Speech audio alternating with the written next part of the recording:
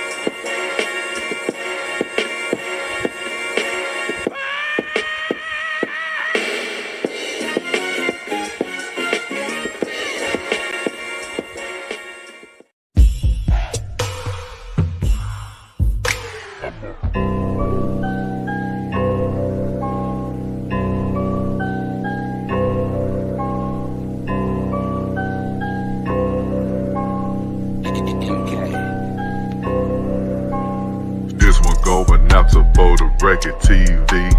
Shout out to the lady who I call First Lady T. And my bro Kenny, he the tech guy, aka the real plug. He'll set you up with a job. And my dog Third, all the hoes call him Poppy. He got your baby mama, got the sprung off that Molly. They dumped her for her sister, but she wasn't taking it well. They used to call me Brandon, now they call me Entanglement L. Brandon L can't take no loss. I'm the $40 nation boss. When it comes to the other dude, I ain't got much to say to you.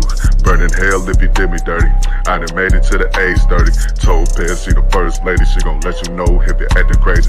Third water enforcer, talk to him wrong, he'll smoke ya. And my brother Kenny Conjo, he just cashed out on the condo.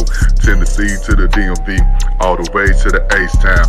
Backstabbing bastards better not ever come around. I'm spending all the squad, all I do is splurge. I'm smashing on the spot, I left her on the curb. This one going out to For the Record TV. Middle finger if you did me dirty. I done made it to the age 30. She know I'm 4TR, now she getting wet. I'm throwing up the foe, yeah, represent. Disrespect the foe, but put a slug in your neck. For the record fam, let them know we got next. For the record fam, let them know we got next. Hold up, for the record fam, let them know we got next. Ballin' in the mall, all I do is splurge. Your lady gave me some bop on December 3rd, yeah. Throwing up the foe, yeah, represent. I'm throwing up the foe, yeah, represent. I'm throwing up the foe, yeah, represent. I'm throwing up the foe, yeah, represent.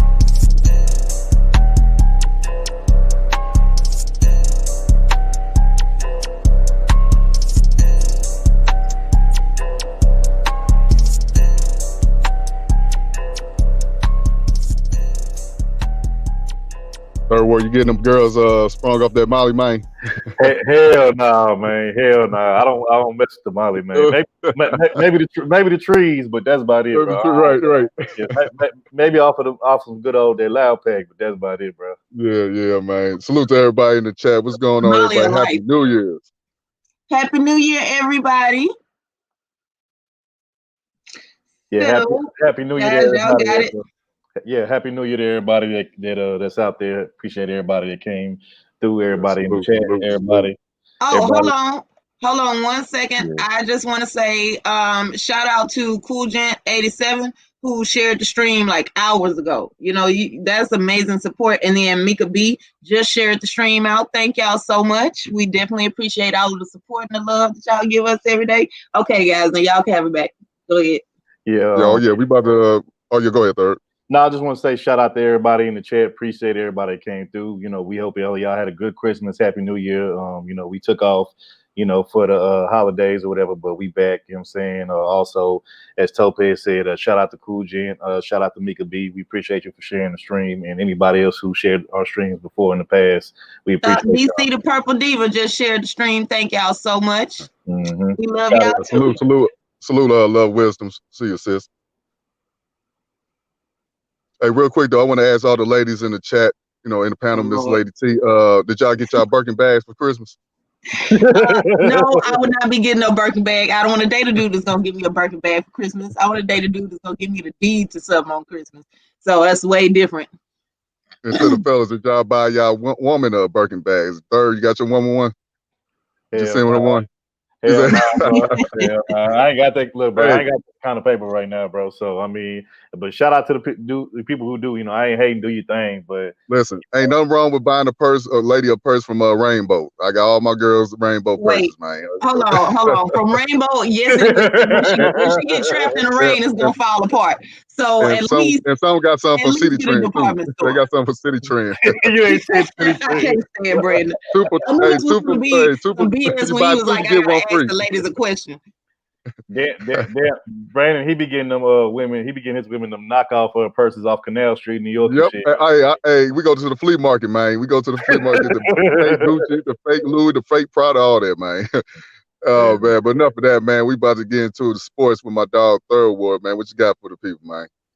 Yeah, man. So, you know, every week, man, we do the sports talk. You know, I start off with the sports, and I basically just give you updates on what happened the previous week. You know what I'm saying? Hey, whoever did that, you ain't shit. Is that too random, bro? You ain't shit.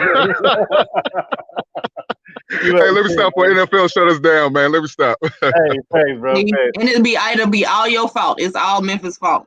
Hey, thanks. Right, Brady, you ain't shit. That was hilarious. But now, you know, like I said, every week, you know, we do sports talk. You know, I usually get updates on what happened, you know, the previous weeks before or whatever. So all I'm finna do pretty much right now, you know, give a rundown on the different games that happened last week for the NFL, and then I'll even get into pretty much some basketball talk. So give me a second real quick. Let me pull this up.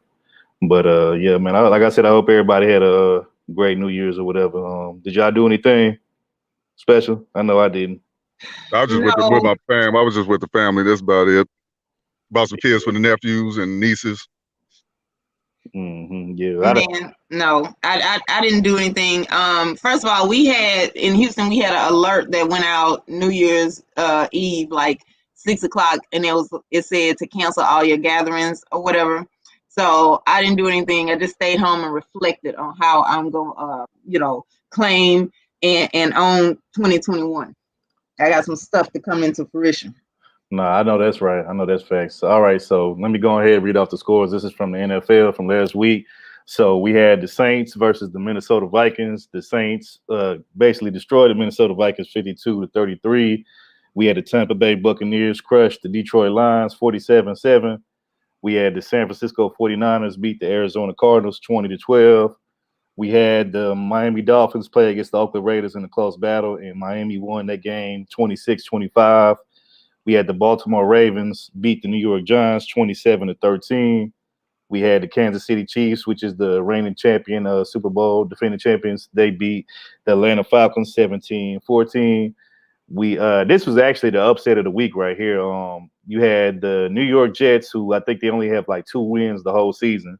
They beat the Cleveland Browns, which, you know, for those who know, Cleveland Browns usually are the team that suck every year, but this year they're actually pretty good. I think they've won 10 games so far this year, which was a surprise.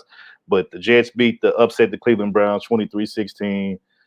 You had the Chicago Bears beat the Jacksonville Jaguars 41-17. Once again, my Houston Texans, we took an L to the Cincinnati Bengals 37-31. Now, this game was probably the most interesting game last week. We had the Indianapolis Colts versus the Pittsburgh Steelers. Shout out to Love Wisdom. Her Pittsburgh Steelers play. And for those who didn't watch that game, the Indianapolis Colts was actually winning the majority of that game, and then Pittsburgh came back, made a late run push, and actually ended up coming back and winning the game 28-24. You had the Carolina Panthers beat the Washington football team, formerly known as Washington Redskins, 20-13. You had the Denver Broncos lose a close game to the San Diego Chargers, 19-16. We had the Dallas Cowboys beat their in-house rival, the Philadelphia Eagles, 37-17. The Seattle Seahawks beat their in-house rival, the LA Rams, 20-9.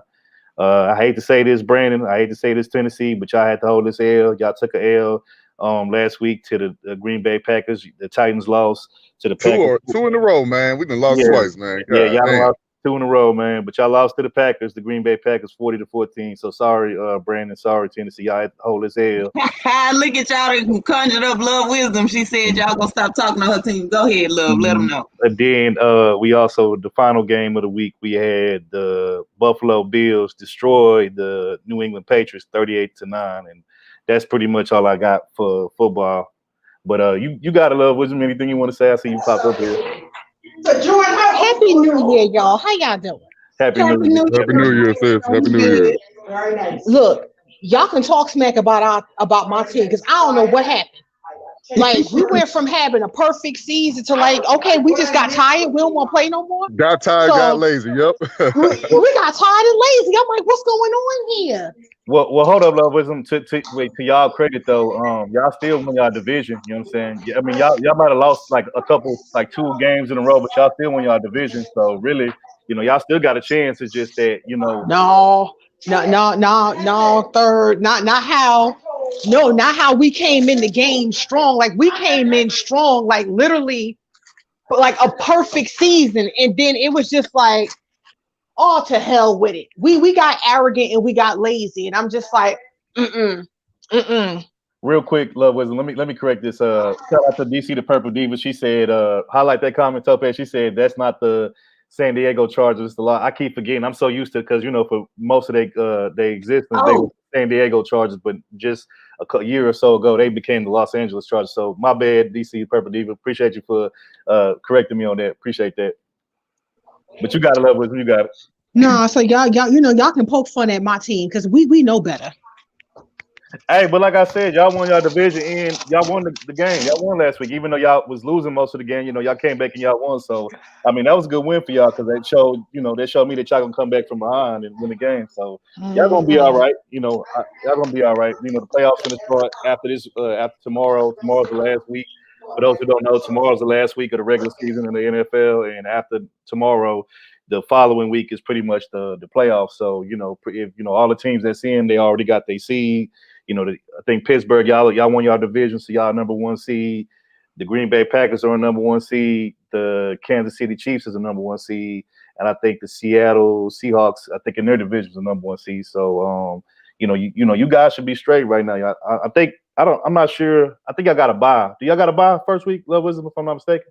I think we do. Yeah, I think I got that first week. I think we got a week of rest. Yeah. So yeah, y'all got a bye week. So y'all should be fine. All y'all got to do is just rest up. Practice, do what y'all need to do, and I think y'all will be fine. Listen, the Steelers ain't gonna win, man. They got to go against the Titans and then the Chiefs. It's over. It's over for y'all. Let's just call it what it is. Hey, Brandon, I will be talking. Your Titans just took 2 in a row, bro. 2 L's in a row. That's all right. We'll bounce back, man. We'll beat the Steelers or whoever we're going against. Hey, man, I think y'all kryptonite gonna be the Bills, bro. I think the Bills gonna be y'all kryptonite. Because the Bills. They got that curse on them. They ain't gonna do nothing. They ain't gonna do nothing. Before we move on to basketball, I was gonna ask you. I was curious to know, like, have a quarterback ever won, the Super Bowl with 2 different teams? I thought Tom Brady would be the first if he do it with the Buccaneers, but come to find out they didn't. They didn't. You know who did break that record though?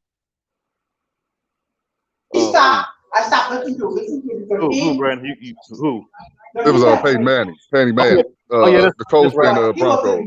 Yeah, he won with the Colts and Broncos. Now that I think about it, I'm not sure if anybody else has done it.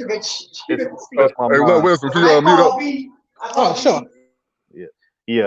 I think so far I'm pretty sure it is some more that has won multiple teams, but the only one I can think of currently right now is Peyton Manning. I think he was the last quarterback to win multiple Super Bowls with The first and last one, right?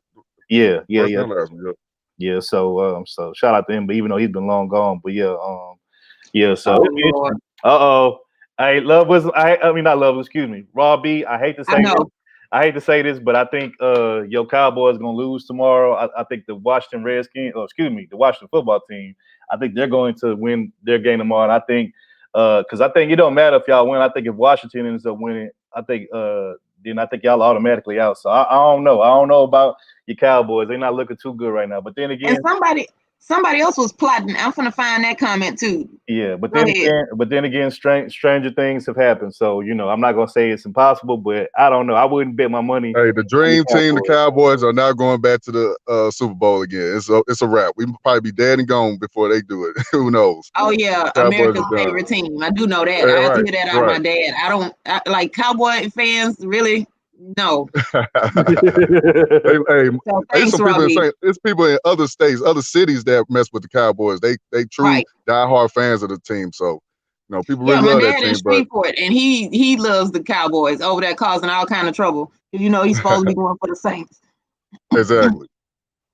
Yeah. I will say this though about Cowboy fans, man. Cowboy fans, they deep all over the country, man. You got Cowboy fans in Texas, New York. All over the East Coast, on the West Coast. Yeah, because ain't they America's team or something like that? DC.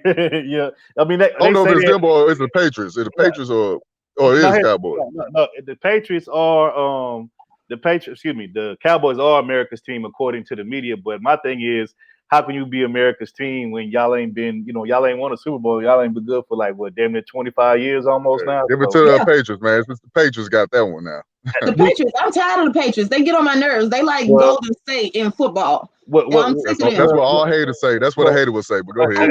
That's just me as a consumer. I want something more interesting. Maybe I'll be more interested in learning and keeping up with football. What always the Patriots every year. Well, Topaz, you got your wish because for those who don't know, Lobos, could you mute up real quick? Yeah. But yeah, for those who don't know, so Tom Brady left at the end of season of last year. He left, he left the Patriots, and he was a free agent, and he left them to go play for the Tampa Bay Buccaneers. And now without that golden boy, they ain't going nowhere no more. Actually, New England ain't nothing in New England. Actually, wait, Topaz, wait a minute. So if Tom Brady wins the Super Bowl, are you gonna be okay with that? I'm okay with that because I like Tom Brady himself. I just got tired of hearing the Patriots name. Mm-hmm. Oh, okay, all right. No, but let me say this though. So he's with the Buccaneers now, and they're in the playoffs. So it'll be interesting to see. But now they got a tough road. I'm glad you said that. That tells me he don't need his coach Belichick. He don't need him. Tom Brady. Yeah, I'm gonna give Belichick some credit. I'm not gonna say that, but I will say I think without Tom, I mean, you can see. I mean, just look at them this year. The Patriots. I think this is the first year they missed the playoff in damn near 20 years, if I'm not mistaken, something like that. And this is all due to Tom not being there. And they also lost some other big key pieces besides Tom. But Tom was the guy. He was the man. You know what I'm saying? 6 Super Bowls. Under his belt as a Patriot. So, hey man, when you lose your main quarterback and you lose possibly the greatest player of all time, or at least the greatest quarterback of all time, I mean, what you expect? So, the Patriots will be missing the playoffs this year for the first time in 20 years, which is ridiculous because ever since I can remember, the Patriots been in the playoffs damn near every single year. So, it is what it is. Joe. And shout out to Joe. Joe, you right. The Patriots are like the University of Alabama in college football, except for it's the NFL. So, you're absolutely right. They've been so dominant. But this year, man, we'll see who wins it. Me personally, if I was to name the teams who I think have a chance to win it, I would say definitely the reigning Super Bowl champions, the Chiefs. I think they got a chance to win it again. I would say the Bills, the Saints, the Seahawks, and then I would possibly say the Packers. I can't forget the Packers. And I would even say Love Wisdom's Steelers. I think one of those teams are going to win the Super Bowl this year. I'm not sure who yet, but I think one of those teams will walk away with the Lombardi Trophy. So we'll see what happens. I got a girly unsports fan question. What's the name of the coach that got mad at his team and was chunking clipboards and stuff all season? Wait, you talking about all of them? All of them do that. Yeah, facts, really. Yeah, Brad, facts, really. Well, I feel like it was the 49ers. Are you talking about Kyle Shanahan? That's the coach for the 49ers. Well, no, because don't the coach got like a brother that's also a coach of a different team, right? To be honest with you, I don't know exactly. I know what you're talking about, but I don't know the name of the coach. I don't want to just like say throw a name out there. Yeah, but I used to watch the games just to see how mad he get. So I'm sorry. Go ahead, y'all. Yeah, but I know what you're talking about. I just right now the name of the person slips my mind. No, it was a big thing because he chunked it that time, like in whatever game it was. That time he chunked. He was upset. I don't know. I can't remember what they did, but I just remember like, oh, he has a bit of an attitude, needs some anger problems. Mm-hmm.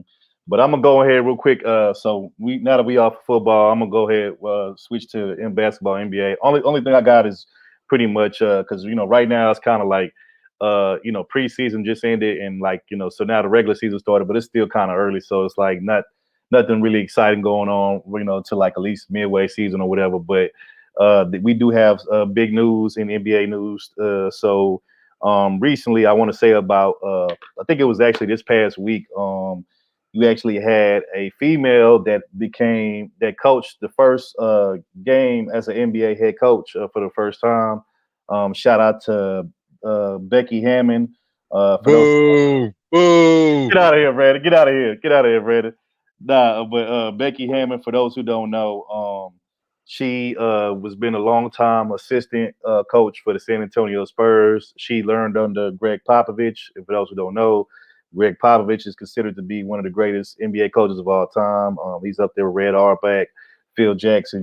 He's I think he's won 5 championships with the Spurs during the Duncan, Ginobili, and Parker era. And so Becky Hammond was somebody who she was pretty much an assistant under Greg Popovich for many years. And while she was playing assistant to him, she pretty much learned from him. And also she actually has a deep background in basketball. She played basketball in college. She was the star point guard in college, and so she pretty much has. And I think she even played overseas too for quite a bit. I think she played for Russia, if I'm not mistaken, for Russia's national basketball team. So she has a pretty solid, deep background when it comes to basketball. And like I said, I think she's been assistant coach for the Spurs, or at least been, assistant Greg Popovich as a side coach for all the way, I think, since like 2007, 2008. So recently, I think Greg Popovich was out feeling ill, and he pretty much let her coach a whole game. And the game that she coached was last week against LeBron and the Lakers. And it was pretty historic because that's the first time I think that any female has coached a professional sport as a head coach in a male-dominated sport for, I think, period. And, like if you look at the WNBA, you actually have a lot of male coaches coaching WNBA players, but you really don't see any female coaches coaching males. So that was kind of big and historic for women and, just for basketball in general. So shout out to Becky Hammond for that. That's all I got, Brandon. I mean, unless y'all want to. Oh, okay. Yeah. I want to ask you.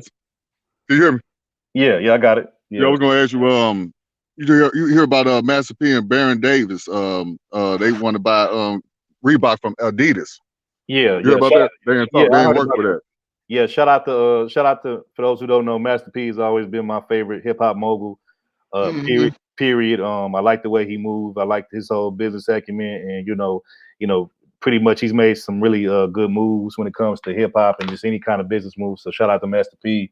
And Baron, for those who don't know, Baron Davis was a legendary point guard for many years for the Golden State Warriors before they became the Golden State Warriors that we know years ago with Steph Curry and Klay Thompson and Kevin Durant and all of that or whatever. But shout out to those brothers, man, for trying to buy a shoe company because let's be honest, a lot of black folks, we rock shoes.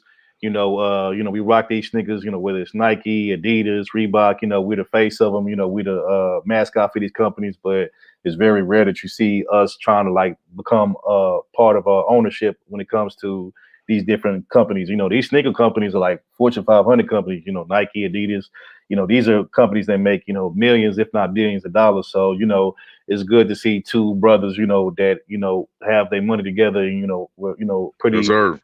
People trying to, take ownership stake into an actual shoe company because I don't think this has ever been done. And even like, even though, MJ, I think MJ, he owns the brand of Jordan or whatever, and but I don't, I think he gets paid a certain percentage off of his Nike, or excuse me, I was just about to go there with you, man. Yeah, go ahead, though. Yeah, I think he owns the image and the brand, but I don't think, I think Nike still gets a majority share of the sales, of his shoes. Now he does get a big chunk though. Don't get me wrong. He gets, I think last time I read, Jordan gets paid like, I think 150 million per year just off of his sneaker sales from Nike. But, and that's a lot of money for, normal people like us, shoot, I love to have 150 million. But at the end of the day, if you really think about it in the grand scheme of things, compared to what Nike's probably making off of the Jordan shoes, they're probably making like quadruple that. So he's getting paid like 150, and they probably getting paid like 300-400 million off of the shoes. So, even he doesn't necessarily own his actual, I mean, like I said, he owns the image and the brand, but I don't think he actually owns like the actual sales to his shoes. I think he just gets paid like a certain percentage. So shout out to him. Hey, real quick, I was gonna say, see Master P come from the Bout It days, with the movies, talking about the struggle in the projects, and now where he's at now, man, it's just amazing, man. That's black excellence at its best, man. To come from the dirt, and now you out there, living that billionaire lifestyle, So big ups to Master P and Baron Davis for doing that. Those, like Third Ward said, that's good for two brothers to get together and finally ownership.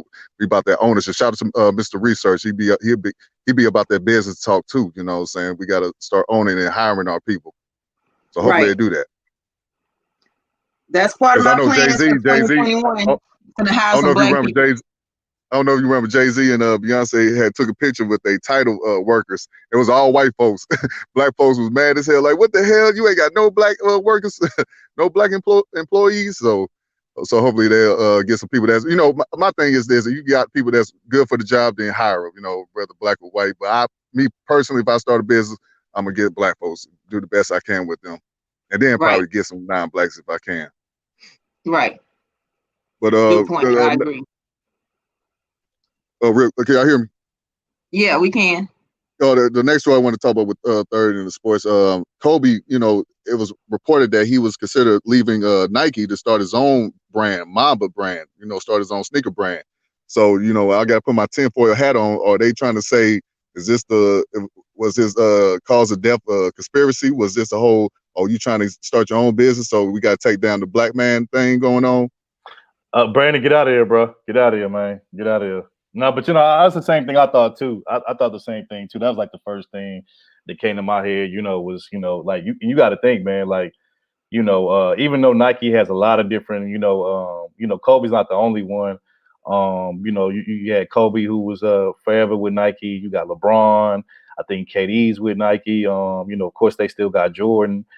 So at one point I think they had Kanye, even though he's no longer over there. So Nike has pretty much had any and everybody that's popular, that's an athlete or that's some kind of entertainer. They didn't have everybody over there, pretty much be a mascot for their brand and give them a shoe or whatever. But let's be real though, Kobe was like before LeBron, and I think after Jordan, Kobe was like really the one that was holding it down over there. You know what I'm saying? So man, him leaving.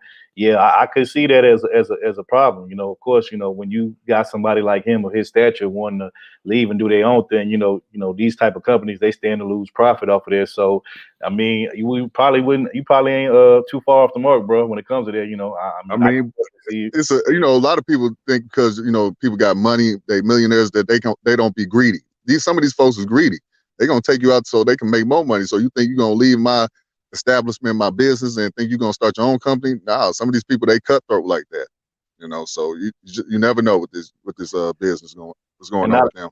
And not only that, let me say this, bro. Let people act like the only Pookies that's around is that the Pookies in the street. Nah, bro, you got Pookies that be up in them corporate. They wear suits. They wear suits. They'll be the biggest ones. They do more Pookie-ish things that I ever seen is the ones in the corporate office. And then my thing with that is, but see, we need to learn from that. Why couldn't we come up with the unity and the attitude to do something like that? That's what that's how they secure their future. Like, well, if I'm on top, why would I let you do anything that could potentially come back and bite me in the behind? Why would I do that? I'm gonna that's called foresight. You see beforehand, if he do this, if I don't have this, or either if I do this, this could help me later on when I need to, whatever. And that's what I want us to be able to do. Thank you, Tampa Supreme. And meanwhile, I do want to just go ahead and welcome Torian Rain to the panel. What's going on, everybody? What's going on? What's going on, brother T? Shout out my brother Tori, my Taurus brother, Taurus gang in the building. What's going on, man? Stragtails legend. Stragtails legend.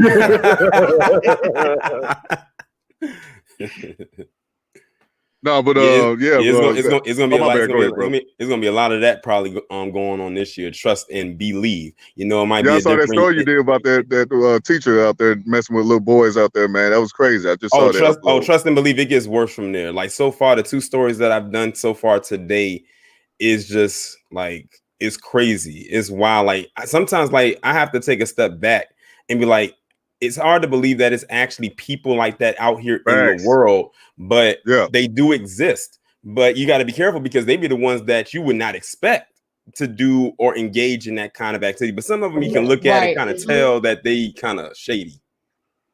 Yes, sir. But yeah, that one about the teacher, and then I just did you see the recent one I uploaded about the parents that gave they gave their child to this to their neighbors because they claimed their child was possessed, so they did a botched exorcism on the child, and the child died. Yep. Wow, crazy. These white folks too, by the way. Yeah, exactly. See, they got problems. They just got different problems. Is it just me, or do I feel like white people just extra dramatic? That's what happened when you got all this privilege and you don't have to worry every day about your life being in danger. You got time to think of and go through with goofy stuff like this. But go ahead, y'all. I'm out. Go ahead. Real quick, Torin, before you get to going, real quick, let me just say I want to give a shout out to 2 people that hit the Cash App so far. So first off, got to give a shout out to Taurus Gang. Shout out to This Beach is Better Beach. Appreciate you for hitting the Cash App. We appreciate the support. And shout out to I guess I don't want to say your name, but I'm gonna just say Abdullah, man. We appreciate you, man. Appreciate you for hitting the Cash App, man. I see you, man. Appreciate that. I was going to ask you, brother Torian, what's your thoughts on the whole Kobe situation? Do you feel like it's a conspiracy, or as far as like him about the shoe? Yeah, he was trying to leave Nike and start his own brand with the Mamba brand, the sneaker brand. When I found that out, I said now here's the conspiracy theory is about to kick in about that, because it's no coincidence that he was about to leave Nike to start his own brand, and they don't like you leaving the plantation, so they was like, we're gonna try to keep you around as long as we possibly can, but don't get any ideas of trying to leave and go ahead and do your own thing, especially since Kobe is a branding of himself. Like, he was already doing other stuff, behind the scenes and stuff that he wanted us to see. So he was really about to turn himself into a mogul. Like, he was about to do the whole Jordan route the same way, Jordan was, but in his own way. And that shoe deal right there probably would have really put him above the edge, because he was doing it outside of a big corporation such as Nike. Nike, you really can't almost get any bigger than them, but he possibly could have because of his name. He's Kobe Bryant. But, it's unfortunate that that won't come into fruition. And it's crazy because I was looking at a clip on Instagram the other day where he and his daughter was at that game where I think LeBron had surpassed him. And of course, that was the game the day before he and his daughter and those people was on that helicopter. So it was very bittersweet. And it's crazy that it's coming up on a year. Like, it'll be a year on the 26th. Like, it's just amazing how fast that happened. When last year, when that happened, I said, I hope that this is the worst thing to happen this year. Man, was I extremely wrong. Yeah, let me say this, bro. Like, when the new year started off with Kobe and his daughter, rest in peace to him and Gigi, his daughter Gigi, crashing in the helicopter, and there was other people too. Actually, what had happened was Kobe owns a helicopter that he would take and fly from his house to there was, I guess, like some kind of school, I guess, that he opened up, not too far from where he lived. It was like maybe a little drive away or whatever. And, he would take the helicopter to beat traffic. For anybody that hasn't been to LA, I have. Traffic is horrendous. So, he would take the helicopter to get out there, make it on time to his daughter's games or practices or whatnot. And that morning, I think she had a game, and it was him, his daughter, and I think it was other people that were on the team with her, some of her teammates and some of their parents. And unfortunately, the plane crashed, and y'all know the rest of the story. But yeah, when that happened at the beginning of this year, I kind of already knew that the 2020 was going to be like a pretty shitty year, and I was like, damn, man, like it's crazy. You know what I'm saying? So that was just one of those things, and for I'm a 90s kid, growing up in the 90s, man. I would say, I grew up, I saw the tail end of Jordan's career, and I went back and looked at the beginning of his career, through the little NBA classic games and stuff like that, and through the internet or whatnot. But I pretty much grew up during the Kobe era. So I saw Kobe play from high school, all the way up until he got pretty much he came into the league. And I pretty much watched damn near every game that Kobe played, and to see what happened to him and his daughter, man, that was crazy. And he pretty much was, if you grew up during the 90s like I did, he was pretty much the Jordan of the 90s. He was the Jordan of that era. So it's kind of sad that actually, it's not kind of sad, but it is sad that that happened to him. His daughter, rest in peace to him and his daughter and everybody else that was on the helicopter. But yeah, I kind of knew that that year was going to be a shitty year. And then, you had Corona that happened a little bit after that. So, yeah, to be honest with you, I'm kind of glad 2020 is over. I'm hoping that this year, 2021, is a way better year, and that, we don't have to go through nothing like that. You know what I'm saying? Because that was definitely unexpected. And so, yeah, but you got it. No, I was just like, the death of Kobe, that was unreal. That was just, it still don't feel real to me. Like I'm thinking he's still gonna pop up somewhere or something, but it's crazy. But one more thing, then we're gonna end the sports talk. If Lady T could get that video ready. I don't know if y'all know the football player Anthony McFarland, ex football player for the Tampa Bay Buccaneers. Now he was kind of he said something about young black athletes. I want y'all to check this clip out. AKA Booger, they call him right, Booger. I didn't want to say Booger. Yeah, that's what they call him. He's a sportscaster now at Sports Center, but he the truth though. He be going in. Oh yeah, he was back in the days, man. Him and Warren Sapp, they was a threat. One of the greatest defensive linemen in the game. Is he the one that talked about Dwayne Haskins? Yeah. Yes, sir. Yep. Fair use. Thanks, Third.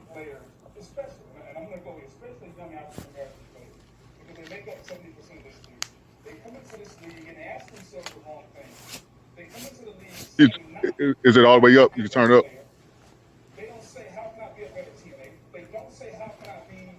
Topaz, could you turn up? Is that as far as it could go?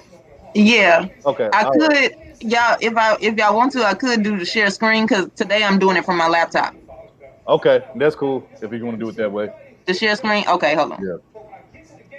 All right. So meanwhile, while I get this together, sorry y'all. While I get this together, y'all go ahead. I'm gonna work this out here. Yeah, but shout out to Anthony McFarland, definitely like Brandon said, he definitely was a pretty great player, right next to Warren Sapp. And real quick, let me give a shout out real quick before we go again to people that hit the cash up. We just had some more people that hit the cash up, so let me give some shout outs to y'all. Give me 1 second. So shout out to Cool Gent, for hitting the cash app, bro. We definitely appreciate you for hitting the cash app. We appreciate you for your support, sharing the streams, bro. We appreciate that.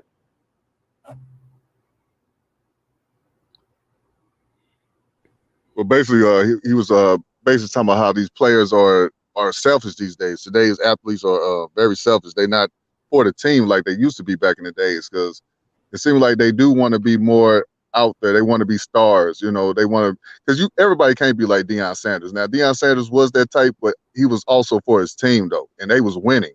And that player that played for the not Redskins, but the football team, the new name, he was released, right? Yeah, the Washington football team. You talking about Dwayne Haskins? And let me say this to add to what you were saying, Brandon. See, here's what I never understood about the whole athlete versus music entertainer dominance. So usually this is how it usually works. So unless you like a superstar athlete, unless you like somebody that's like top 10 in your profession, or like top 20, like kind of fall in that range, usually the people who get more attention, more clout or whatever, fame, tend to be the entertainers, the rappers, the singers, whatever.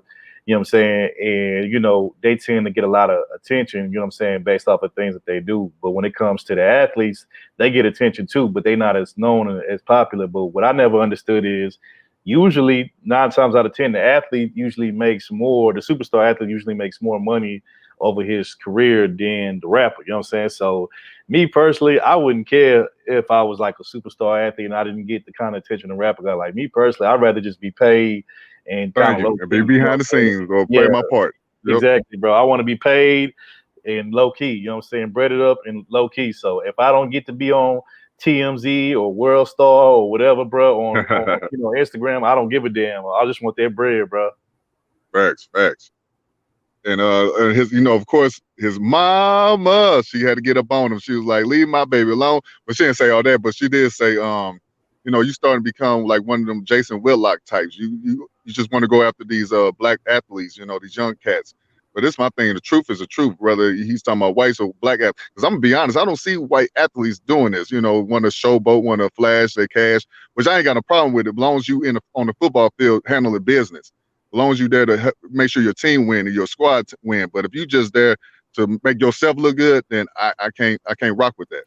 That's because their stuff is more their dirt is done at home. Look at what was the name of that kicker from New York? Yeah, I know you're talking about. I forgot his name. I think was it Josh something? Was it Josh Brown? Josh Brown. Yeah, Josh Brown. They had the whole conversation on tape of him beating his wife's ass, and his kid is in the background yelling for his dad to stop hitting and kicking his mother, and they still let him stay on the team until they said, "Look, we can't. This is going to be a PR nightmare if we let him stay on the team." Like they actually let that drag out for a little bit, and you even had Victor Cruz trying to come out and defend that.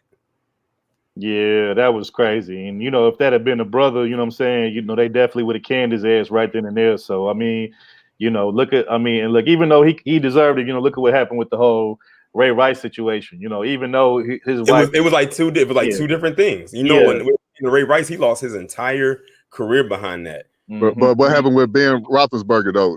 I'm sorry, Love Wilson. We got to call him out. I'm sorry, Love Wilson. Your boy, he out there messing with women. Yeah. Okay, y'all ready? I got the thing ready. Okay, you ready? Yeah. Okay, go ahead, play it. Yeah, we can see it. We ready. Okay.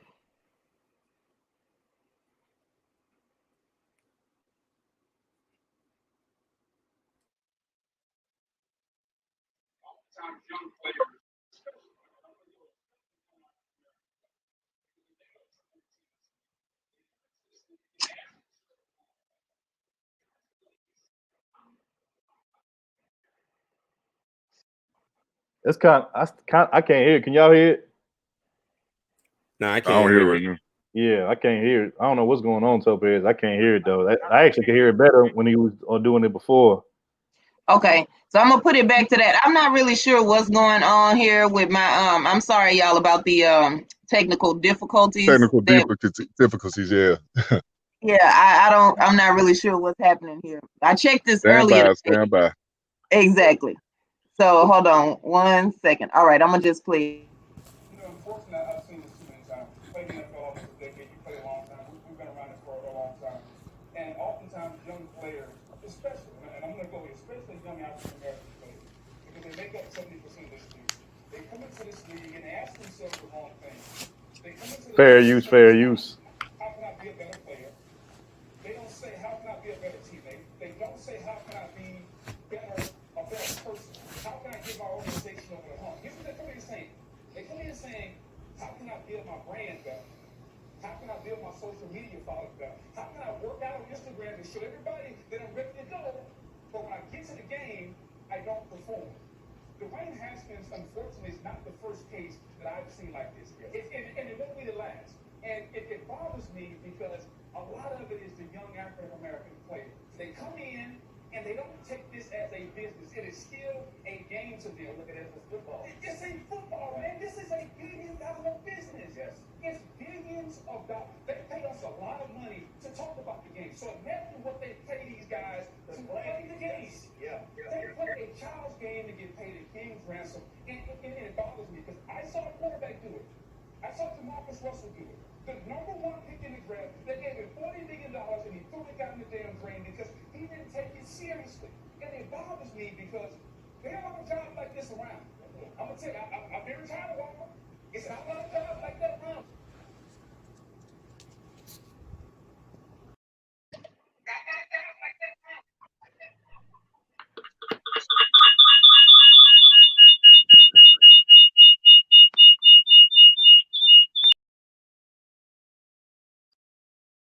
Excuse the technical difficulties. Yeah, I'm not really sure. See, this is what happens. I tried to connect all of these different devices to the same thing, and now I'm getting all this feedback. So I'm turning some stuff off. But so Just did blame y'all hear what he Topaz, said? everybody. Just blame Yeah, Topaz for yeah. Blame Lady T, y'all. I'll That's take all this Lady one. T. Yeah. I'll take But this one. The no. first and only L of 2021. I mean, Yeah. So No. this is my question to y'all. Like, was he wrong for singling out black athletes? Was he wrong for that? No. I agree with everything he said. Let me say this. For those who don't know the story of why Dwayne Haskins, the quarterback for the Washington football team, formerly known as the Washington Redskins, he got cut and released, I think, last week, following a game that he had where he didn't perform up to the standard that they wanted him to perform. And he was a first draft round pick. I think he was like the 15th pick or whatever last year. But what ended up happening was that after a game, I think he ended up going to like a strip club or something like that, and he violated the COVID protocol. He went to a strip club and he wasn't wearing a mask or anything. And so when they found out about this, I think somebody had put him on video, which I'm finna get into that too. Somebody had caught him on video without wearing a mask at a strip club after a game. And so he violated the COVID protocol for the NFL, and he was not only the starting quarterback, but he was the captain of the team. So what they did is immediately after that video of him being at a strip club with no mask on, they stripped him of his team captain title, and then pretty much right after that, what ended up happening was I think a day or two later they released him. And so currently right now he doesn't he's not playing for any team currently. I think he'll get picked up again, but it'll probably be a while before he actually starts for anybody. But I think he will get picked up as a backup. He's still pretty young, so I think he'll get another chance. But I think this is a lesson that needs to be learned when you are a young quarterback, particularly young black quarterback. When you get a starting position for a franchise and a team, you got to basically be on your P's and Q's. You can't be screwing around, fucking around, and doing little goofy stuff when you know that you have a job and a responsibility to uphold. Because at the end of the day, especially with you being the quarterback, that's the most prized possession in football and in the NFL. Is the quarterback. It's the leader. It's the one who gets looked at as the most dominant position and player on the field, and that comes with, like I said, a bunch of responsibility and accountability. And I think once you're put in that position, especially as a black man, you got to really do what you need to do to stay on your P's and Q's and not screw up. Because, any little thing that you do, and it gets put out there in the public, what I'm saying, or it gets put out there on social media, which we all know we live in a social media age. You can't even really go outside your house without being on camera or somebody getting you on, camera on the phone or whatever. So you have to be very mindful of what you're doing, and, you have to move accordingly. And, obviously he didn't do that. And so now he has to suffer the consequences for that. And so now he's currently unemployed when not playing on any team, but I think he will get picked up. I doubt he'll probably get another starting position. Maybe he might, but I think he will get picked up at least as a backup, if nothing else. Well, I feel like he knew better than that. Yeah, exactly. I agree with you, but the thing is, I have the same feeling that the other guy had about his behavior. He knew better than that. See, we get these people who get paid a whole lot of money and they're famous, and that comes with a whole bunch of accolades, but it also comes with responsibility. He should have known, whether you want to be a role model or not, you can't go out if you're not wearing the mask. Look at how much, strife they give the politicians and stuff, the ones who make the law saying we have to wear the mask, and then they don't wear them. They get backlash. Everybody's getting backlash. You have to set a good example. And then for you to go out without the mask and all of that, that is how all of this COVID stuff is being spread. And if your job has certain, rules for you, I mean, if you're making millions of dollars, the more money you make, you need to be able to follow the rules. You got all that extra money. You don't have the excuse anymore to say, oh, I couldn't do it. I couldn't afford to do it. Something came up. None of that. He just was going out being hard-headed. And he does need, like, when you get a job and you're working with a team, like he said, is more Black players, right? So you're there with your people. You need to be keeping them safe. If you don't care about, the audience or the money and all of that, or either the higher ups, you could at least care about your teammates who are Black men like you, who also have families, right? And keep them safe. And then in terms of yourself, you show, like what he was saying, you show up, you say, how can I be a good teammate to the other Black men that I'm working with, so that we can all keep getting this money and keep getting it healthy while we're healthy. And then, just basically ask questions about your deal. Know what it is you're doing. So that's my view. Is he had the right idea. I agree with everything he said. What's your take on that, Love Wisdom? I agree. You are a representative, not just as an athlete, but for Black men. People look to you. One of those, he got out the hood, he made it. And you have to set an example. We have a global pandemic. That there's certain things that you should and should not do. You have to govern yourself accordingly. And when you don't do that, it puts a bad taste in people's mouth. And I do agree that they've lost, being a team player. They've lost being professional. It's just about see me, see me, see me. And that backfires. What about the next group that's trying to come in? Will they get in? Will they be able to play? And if so, how are people going to look at them based on what you and others like you do? Yep. Good point. Exactly. Good point. Yeah, we can wrap this one up. Or Torian, you got something to add on? Or I actually did a video about the Dwayne Haskins situation, and it's crazy because when I uploaded the video, this was recorded before he got released. So when I uploaded it, I had a whole bunch of people in the comment section saying, Torian, he just got released. So it happened literally that quick, because when it first happened, they were letting him stay on, but then they made the quick decision to say, okay, we got to let him go. Because I think they said this is not the first time he's done this. I think they said this is like the second time. Then I was reading some of his backstory saying how his dad helped him with get some deals or some branding or something like that. And I'm like, that's a slap in the face to your dad. Like, that's not an easy thing to do. Look at what all LeVar Ball had to go through with his sons. Facts. And Yes, and he had to do that with 3 boys. Right. So imagine doing that with 1 boy. And like when I read that, I said, I really can't feel bad for him, because you literally put a stain on your legacy before your legacy even really gets started, because you wanted to do and go and do your own thing. And like he was saying, a lot of Black guys, like men who go into the NFL, they don't get a chance and opportunity to get that quarterback position, because they like to give it to the Tom Brady's of the world.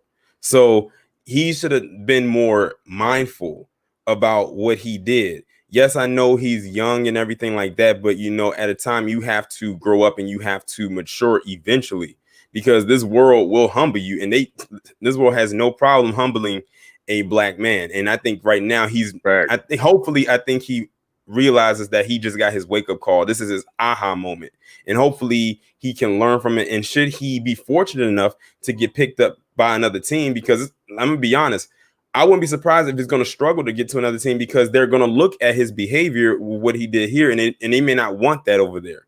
So at this point, he's made himself a risk. And then I also heard, that isn't it someone on the coaching staff who has like cancer or something like that? No, aware of that. Third, you heard about that? I haven't heard anything about it. Or has some kind of an illness. I don't know. What's the team again? The Washington football team. Okay. Oh, wait a minute. Yes. Okay. I know what you're talking about. Yeah. You're talking about, shout out to the head coach for the Washington football team. You're talking about Ron Rivera. Yeah. He currently has cancer, and he's fighting cancer. And and the thing about it is, like you said, you would think that with the coach going through all of that, having to fight through cancer and all of that, you would think that his star quarterback and franchise player would be understanding of that, and would basically get it together and stop doing all that goofy shit. And obviously he didn't, so like I said, he ended up getting ultimately cut or whatever. And like I said, I think he will get another chance to be a quarterback for some team in the NFL. Now, will he get a starting position? I'm not sure. Possibly it could be, because it's a lot of teams that need quarterbacks, and he's still a young player. So He's definitely possible, but as of right now, I think he'll get another chance, but I think it'll be a minute before he gets another starting position as a quarterback. He might have to come off the bench as a reserve or a secondary, you know what I'm saying? So we'll see. But yeah, to all the young athletes out there, if you're listening to this, keep it clean, keep your head focused, you know what I'm saying? Have tunnel vision and quit doing goofy stuff, because that stuff going to get you stripped of, your job, your career, and just, of anything that you trying to do, when it comes to professional sports. So, just make sure that you keep your head clean, and, you make sure that, you block out all the negativity. Yeah. Shout out Mika B. She said former Panthers head coach. Yeah, he was the head coach for the Carolina Panthers for many years. As a matter of fact, he was the head coach when Cam Newton was the starting quarterback for the Carolina Panthers. So shout out Ron Rivera. But you're absolutely right, Mika B. Man, forget what you talking about, Third. We got to get them followers up. We got to get my Instagram popping. You know what I'm saying? We got to pop bottles, show everybody how we living out here. See, I don't get that. If you're rich, hire somebody to run your social media while you doing. Like, I think, earlier when we was watching the video, that they had a point. Hire somebody to do that for you while you still are on there showing what it takes to get there. Because I think if you're going to be a role model, you have a duty to show the rest of the kids in the Black community. If you're going to try to be a professional athlete, this is what you need to be doing. You need to be eating healthy. You need to be working out. And then somebody else is doing your Instagram. He can afford it. You're like a publicist. Yeah, exactly. So, I mean, I don't get it. Like, that has to do with you making sure that you're always in your best shape to keep the money coming in. If you're getting paid by your athleticism, then you need to be like, basically, you know how all these entertainers, they insure whatever the community knows them about, either like their hair, their legs, whatever. He needs to insure his health. Like, come on, man. You got to do better than Instagram is more important than my health. That's how they, I know it. Because if he get hurt or he get fired for doing something stupid, Instagram, he gets $1 per like on his pictures, I guess. His followers gonna chip in and pay all the same amount of bills and keep him at the same lifestyle. I guess he's made this contract or whatever. So, I don't know. Maybe he know more than we do. I don't know. You got it, Tori. You got the last words, brother. Yeah, like basically piggyback off what I said. Like, if with the coach, having cancer, he has an underlying condition. So if you was to go out there and you, God forbid, if you caught COVID and you brought it back, he would definitely feel the brunt force of it, because you would be around him. And then if it came up that, in his report, it said that he had COVID on top of cancer, and you were the one that tested positive, they're going to link it back to you.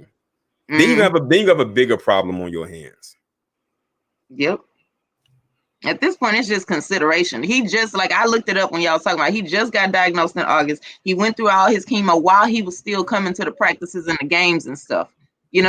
Happy New Year, Sheila. So he was dedicated to his job, and then to pay him back for that, you give him COVID. Nice. Yep. We ain't. Some of us ain't thinking with the right head sometimes, man. We want to show up for the ladies and stuff. Yeah, and he went to the strip club. He was in a strip club. Yeah, he went to the strip club. Oh my God. These dudes will die just to trick off their money. No, wait. No, I gotta change it. He didn't go to a strip club. He had hired strippers to come to him, because I think it was a party for his girlfriend or something like that. And they had hired some strippers to come to, I guess, the hotel that they were at, or wherever the party was at, because I don't think the strip clubs are open. But they hired them and brought them to them. Well, don't they have like a thing where they're not supposed to be calling it? Didn't they put out like a ban from the NFL? Like, they're not supposed to be calling over people that ain't their girlfriend or their wife and family and whatnot. Listen, people is hard-headed. Yeah, but like, so how many rules can you break at the same time and expect to keep your job? Like, this would be the equivalent for us working people of showing up drunk, late, and in pajamas. That's what be like. And like I was saying, like, they said this wasn't the first time he's done this. Maybe not this exact thing, but he messed up before, and they treated it, I guess, like as a warning. But he decided to go ahead and do it again. It was like, okay, there's no third time for you, because obviously don't respect authority, don't respect the rules. It's time to go. Exactly. And then I kept also hearing things, and I hate to keep dragging it on, that he was really, like, from a lot of people in the comments that I've read about him, they've always kept saying that he only really did it for the lifestyle. He wasn't really there for the sport of football. He was only there for the fame, the clout, the attention. you know, the money and all of that. They said that he was really like one of those profile players, like, you know, the ones that, you know, has a name or trying to get a name out there, and that's all he was there for. And they said, and it showed sometime even in his performance. Hey, let me say this to what you just said, Tori, and I agree with everything that you just said. And to add to that, yes, you do have a lot of athletes that are skilled and gifted enough to make it to the pros or to professional sports or whatever. And of course, you know, when you make it to professional sports, it don't matter if you a superstar or if you a guy coming off the bench. You make more money than the average person, you know, average 9-to-5 worker out here. Now, if there is a difference in pay scales and there's levels to it, from the superstars all the way down to like the guy who comes off the bench. However, like I said, you're still going to get paid more than the average 9-to-5 worker. And, you know, the fact that you got guys who actually have the skills to make it to professional sports and get paid millions of dollars, if not hundreds of thousands of dollars, to play a sport and to do something that's considered to be like entertainment and leisure, you know, and to get paid, you know, a living off of that, and they take it for granted or they don't take it seriously and they're only doing it just strictly for the lifestyle and just for the money, but they're not doing it to actually be the best and to compete, you know, for a championship or to compete to be one of the greatest players of all time. You know, that definitely, you know, that's definitely not what's up, because I could tell you as a former athlete myself playing in high school, you know, I played many different sports from basketball, soccer, I ran track, you know, I even played baseball. I wasn't getting paid, you know, I was in high school, but, you know, regardless whether I got paid or not, I did it for the love of it. You know what I'm saying? I did it for, you know, to compete. You know, I like playing sports, you know, I like the competitive nature of sports, and, you know, I did it for the love of it. So the fact that you got these guys getting paid millions of dollars, hundreds of thousands of dollars, and they don't care. They just want to be more known as celebrities than actually known as, athletes or whatever, or, you know, people who, you know, are some of the greatest of all time. I definitely feel some kind of way about that, because what you're doing is you're cheating the fans. You're cheating the people that actually are, you know, fans of yours, that buy your jerseys, buy your paraphernalia, that come to the game, buy the tickets to watch you play, and then you going out there giving half-ass performances because you really not in it. Your mind ain't in it, your heart ain't in it, and so, you know, you just going out there basically just kind of like just trying to make it look good for the camera, but you're not really putting your all into it. And like I said, that's you cheating the fans. That'll be like as if, you know, some kind of singer or musician went out on stage to perform and he, you know, not really putting his all into it while he on stage performing. You know, that'll be a pretty bad concert. You know, nobody wants to spend their money, they hard-earned money on that, because most of the people that watch these sports games or whatever is regular 9-to-5 workers. You know, they put their hard-earned money behind this stuff. So, you know, the fact that you coming out there, like I said, you know, half-assing it, that's kind of foul to me. You know what I'm saying? That's not what's up. So, you know, the fans deserve better than that. You know, you as the player deserve better than that. I would think you would want to, you know, play to your best of your ability and compete to the highest level, because who wants to leave off the field and knowing that you didn't give your best effort or your best performance? At least that's the athlete in me talking. But, you know, I know everybody don't feel the same way about it. But yeah, that's crazy. No, you got Go ahead, Wisdom. Or who's that talking? No, that was Topaz. Okay, Topaz. Oh yeah, no, I was just saying, no, he got a good point. Because, you know, as a non-former athlete, you know, if I'm going to be in the audience, see, this is the thing. When you buy tickets to something, you buy those tickets with your emotions. You feel connected to this person because you feel like they're giving they all, whether it's a musical artist or whatever, or whether it's an athlete. You feel like you can watch the game through them. Like you get this feeling that for him to say that, like for him to be doing all of this stuff and he only care about the lifestyle, it's like basically, y'all paying my bills. That's what I get. I don't get a person that is being paid to do something that they're passionate about and love. Yes, ma'am. Yes, ma'am. We're going to wrap this one up. And I want to ask you guys, did y'all all get y'all stimulus check? No. Well, no. Yes, sir. I got mine. Love, will you go on mute for us real quick? But I'm about to say, yes, sir, bro. I got my stimulus check early yesterday morning. You know what I'm saying? You know, some people I know, they got it earlier, like at the beginning of the week or whatever, but I didn't get mine till like, I want to say, you know, like I said, early yesterday, Friday morning. So yeah, I got mine. You know what I'm saying? I mean, I you know, 600. You ain't go out there tricking now. You ain't go out there tricking out there with it. You ain't investing your money. You got your little stimmy. Yeah, I got my Stimmy, right. I ain't gonna lie. The I I'm got stingy- laughing the so stingy much check. because people are on social media calling it a stingy. yeah, A that's stingy funny. check. That's what it Hey, was. I wish it Petty could have check. been. I wish it could have been 1,200 or more, but hey, I'll be grateful for it, even though most of it probably gonna go on bills anyway. Hey, So if y'all should have voted for Trump, y'all would have got that 2 bands. Y'all would have got them 2 bands, man, in your accounts, dog. But it is what it is. all I know is, bro, I don't know too many niggas that's gonna turn down free money. Hey, man, you want to give me free money? I'll take it. I don't care if it's $50, $20. I remember when I got that first one. I remember like when I had got that first one last year, like in April, like a couple weeks after quarantine had started. And it was like, oh, it's real, because a lot of people didn't think it was gonna be real. But it was. I said, look, as long as it can clear and it's in the account, okay, it's there. Okay. So, but mine came physically in the mail. It wasn't deposited directly. What? Okay. Yeah, mine was direct deposit in my account. I know people, if they had Navy Federal, I know they were like the first ones to get theirs. Yeah, I got direct deposit too.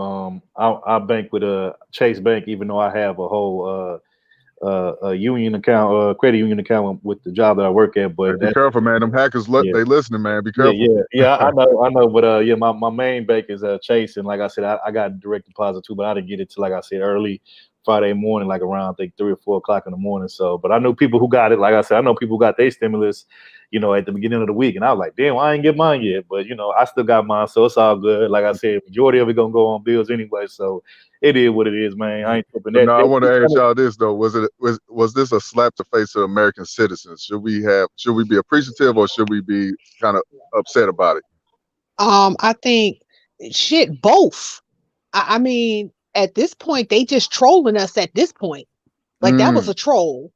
Like first it was $1,200, then now it's $600. So in all we got $1,800.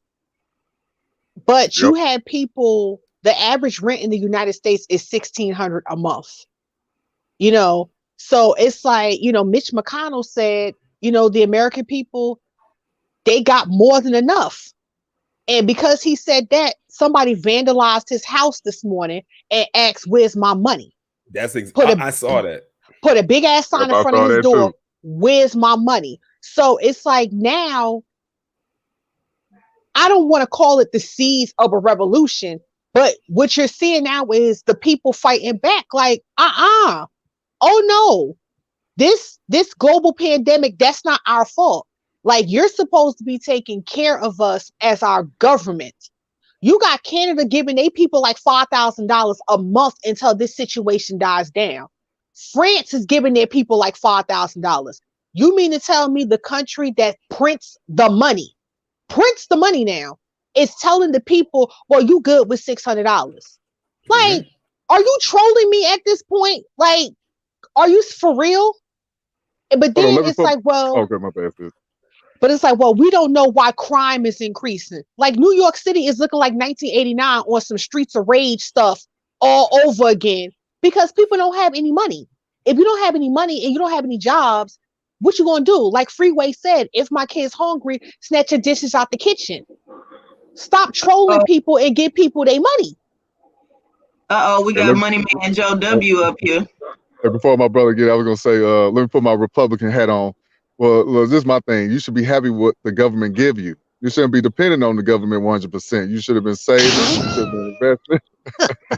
Hold on. Because you never know. Like times like this, you can't always depend on the government to be there. You got to do it for you and your family.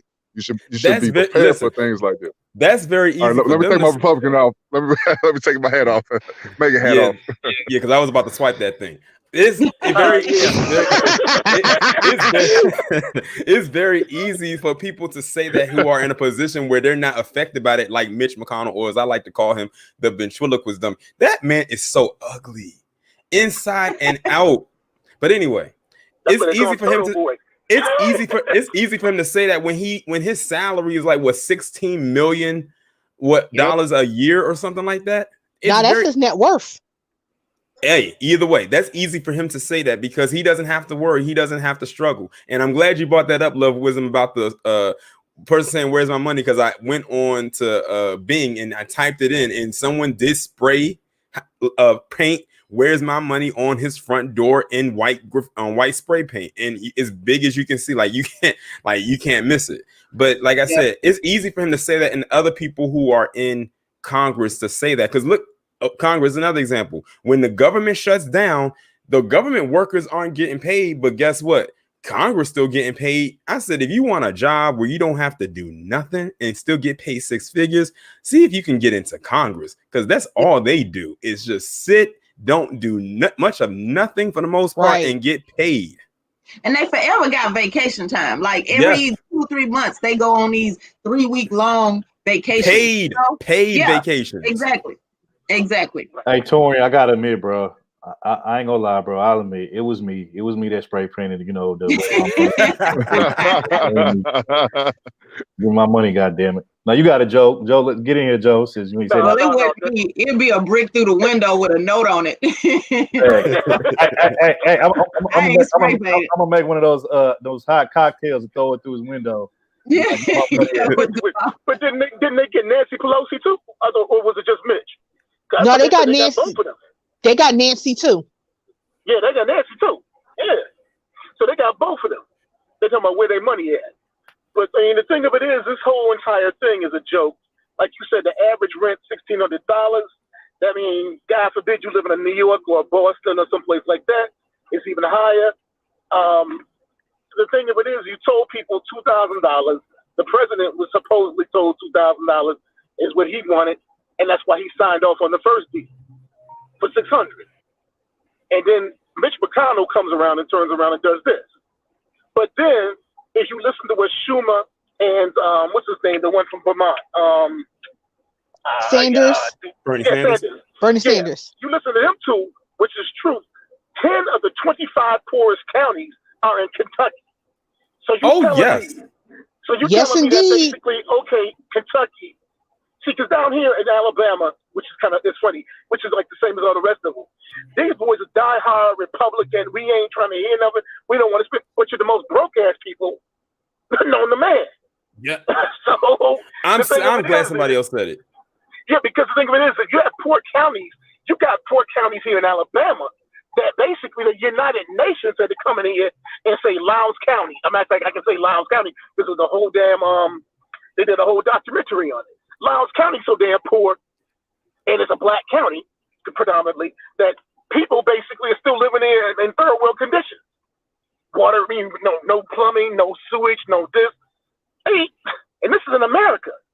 But you'll have these cats sit up there like freaking McConnell and all of them talk about, well, the American people got what they got. Take it or leave it. And see, then now they got to sit back and sweat because they don't know what's going to happen on Tuesday in Georgia. That's going to be real interesting. If both of them cats win, if both of them boys win, Mitch McConnell's out of a job. He doesn't realize. He just goes back to sitting in the back benches and being a regular daggone senator. Mm-hmm. Now he didn't think about that. No, now it becomes Schumer who runs the show. So the thing of it is we don't. And on Tuesday, if they get the vote out like they got the vote out the first time, what's her name? The sister that ran for governor in Georgia. Stacey Abrams? Yeah, Stacey Abrams. Yeah, if she basically pulls that off again in your urban areas in Atlanta and Macon and Albany and Columbus and what do you call it? What else is it? Augusta, places like that, Savannah. If you pull off those areas there, those cats are not going to win. And they got girlfriend on the scandal anyway, because on both of them on their stock scandal thing, where they sold them stocks before daggone, they knew COVID was happening, and they sold their stocks before the time that the COVID thing came out. And the woman, what's her name? The female, the woman that's which I think is a man, if you look at her behind, is the one that's the senator from Georgia. Her husband's the head of the New York Stock Exchange. So she had advance warning to sell her stocks. So come on now. So you're telling me, okay, you potentially, for $2,000, it's only going to cost you basically $348 billion, I think it said it was, or $400 billion. We spend that on weapons programs in the military. But they're saying they will overheat the economy, though. That will overheat the economy. Yeah, They say a lot of that. things. Yeah, they say a lot of things. But then you got 50 other economists telling you, yo, you ain't giving enough money out. You got our friends to the north, they're getting what, 15, 18, 200, was it 2,000 a month in Canada? Europe doing the same thing. Great Britain, nobody asked to be locked down in California or Florida or New Jersey or any place like that. Nobody asked to be locked up in these places and sitting there in your house for months at a time. Your kids are home because schools are shut down. And you got to wear, and if you do go somewhere, you got to wear a freaking mask, what's going to turn into an international incident. Nobody asked for that crap. But we're trying to keep the American people safe, though, Joe. We got to keep the American people safe. This COVID-19 is spreading, killing our people, right? Oh, yeah, it's killing people and things. But the thing about it is also, too, you got a shot of vaccination that might kill you, too. So we don't even know what's up with that. Right. So, right. Because you got people like me that can't take flu shots for real. I can't take flu or pneumonia, none of them shots because I'm allergic to a simple ass chicken egg, which is the stupidest thing. But so it knocks me out of all shots. So pretty much, except for yellow fever, that kind of crap like that. I had to do that in the service, because I was out in the jungle or whatever else. But for the most part, we got to think about this. These cats sat up here and said, "Yo, you don't deserve $2,000." In this little ass town that I live in Alabama, that basically is the land of NASCAR, because it's the world's biggest NASCAR track here. And if you're driving a Honda or an Acura, it's probably built here. Outside of that, you never, in farmers, a whole bunch of damn cattle farmers and stuff. In this little town, you got to think, I'm starting to see cats that are bums now, begging for money, playing their guitars and shit. You never saw that around here. Like it's something like you living in the city somewhere. Hey, Joe. So things are bad. Joe, real quick, let me say this. I'm not a Bama fan, but I do watch y'all. Y'all teams are very interesting, year to year. I just wanted to say, since y'all just recently won the title, I'm going to say give you a roll tide for your Bama, for your Alabama Crimson Tide. You got it, Joe. Or whoever else want to get in on it, y'all got it. I have to piggyback on what he said about Kentucky, because Kentucky, listen, is a whole case study of how poor a conservative landmass truly is, especially Owsley County. If y'all just go on to Google and type in Owsley County, Kentucky, and look at the images, it is absolute. It makes Section 8 look like the suburbs. It's that bad. But they keep voting a particular way there because they know they get a benefit. As a matter of fact, they said Kentucky, out of every state in America, they get the most government aid. They get billions of dollars every year out of every state. And the only places that kind of beat them out is Maryland and Virginia. But the only reason is because of their close proximity to DC, where they send the money out. So they don't really count. But Kentucky, they get billions of dollars every few years. And when you look at how Kentucky looks, it's like, where does that money actually go? Oh, in the pockets of people like Mitch McConnell. Yep. But that's always been a criticism. We've always done that. And no matter how we call it out, it don't stop from happening. So my thing is, I think that like somebody typed earlier, I'm not going to be ashamed of not taking money from the government. If anything, every time the government give out money or something, I feel like I should get some of it, because look at how much they pocket. Yeah, so to be honest, we shame each other for the wrong stuff. We need to get the money, because y'all think white people paying all of this money out their pocket. No, they play with other people's money.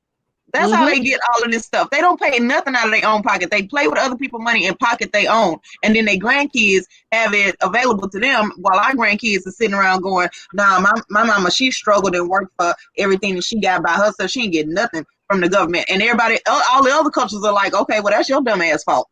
So honestly, I think we need to change what we shame people for.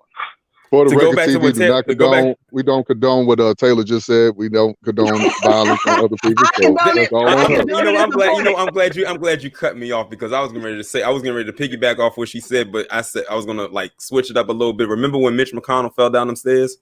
Yes. Yeah. Yes.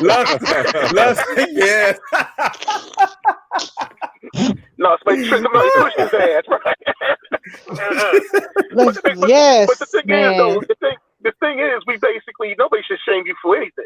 I think, look, I worked 35 years of my life And I'm like, I've always put into the system. Now, if y'all gonna drop me a check, go ahead and do what you need to do. But I mean, the thing of it is they sit here and they play these silly ass games because, like you said, look at Kentucky, and if you look at the Kentuckys and the Mississippis and the Alabama and the Georgias of the world, y'all need it the most out of everybody around here. And Kentucky and Mississippi is staunchly red states. So this is the thing. Oh, yeah. When these not Republicans, when these politicians go out there and they say, like, it's all of the crime and everything in blue states, yeah, because y'all taking care of the red state people. Of course they want to keep y'all, because that's part of their plan, is to keep the red state people happy and comfortable, right? So that way they just screaming out MAGA, from the trailer park or whatever. And then everybody else is fighting for survival. And so, we screaming it in the hood too. We screaming in the ghetto too. Brandon, you're the only person screaming it, and you screaming it softly, and so that other black people don't hear you. But you understand, Brandon, get out of there, man. Shout out to Ty City. Let me get out of there. Aren't you from Memphis, man? Yeah, Tennessee, of all places. Hey, I'm in Texas, but that's how I know. No, you be shocked. My neighbors, we all support Megan. We all support Trump, so y'all be shocked. A lot of black folks do in the middle side. No. But hold up now. The thing is, we're not talking about too is we have an event that's coming up that Trump basically still could. This is his last chance. Still could end up in office because what? Ted Cruz. Here we go with Texas. Ted Cruz. Jumped up the bandwagon of saying that ain't nothing like we want every single damn vote to be made sure that it was actually done of such and such and da da da da da. I'm glad you brought that up, Joe, because it's 12 senators. There's 12 senators that's backing for Trump. So it's like Joe don't have it in the bag just yet because Trump is going to use every avenue he can. And the thing about it is, there's a good number of people who believe the elections was rigged. Yeah. Like, it's a whole bunch of people who believe that. Yeah, I'm messing with the Electoral College too. They are trying to make them prove each one of the different states that Biden won that they thought was supposed to go for Trump. They're gonna drag this out like from on the 6th when they go in there. They already got a game plan. And then did y'all see how Trump? He was like, "Well, I'll give y'all $2,000,000," but then the bill that he wrote that was gonna give us $2,000,000 slid in there. How they had to redo the election. Stop hating on Trump, y'all. Y'all hate on Trump. As much as I can't stand Trump. No, I'm not hating. My thing is, I don't like Trump as a person, as an individual, and he sucked as a president. Let's just get that real. He was not a politician. He does not know political science. He was an entertainer. This would be like us letting Kanye West be the president. Come on, man. So he could be. He got all these Twitter fingers as the president. He cannot be that reckless as the president, man. Like he needs to sit down somewhere. His own party. Y'all didn't say that when Bill Clinton was out there dogging women out, having them under the office. And, big women. Under the table in the 3 strike rules. Nobody complained then, but now Donald Trump a bad person for giving y'all $1,400. What did he give us $1,200 last time, man? No, I would rather Trump hire 3 strippers to just be on call, walking around the White House than the shit he be doing on Twitter with these other, leaders in these countries. Give that nigga 3 strippers on call if he just stay his ass off of Twitter while he's in office. I mean, let's just do that. Taylor said Kamala gonna be our next president. Oh man, please don't say that. Wait.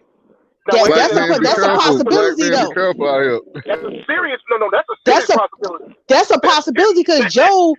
Y'all know. Come on, y'all know Joe old, and y'all know Joe starting to get that little dementia, that little Alzheimer's now.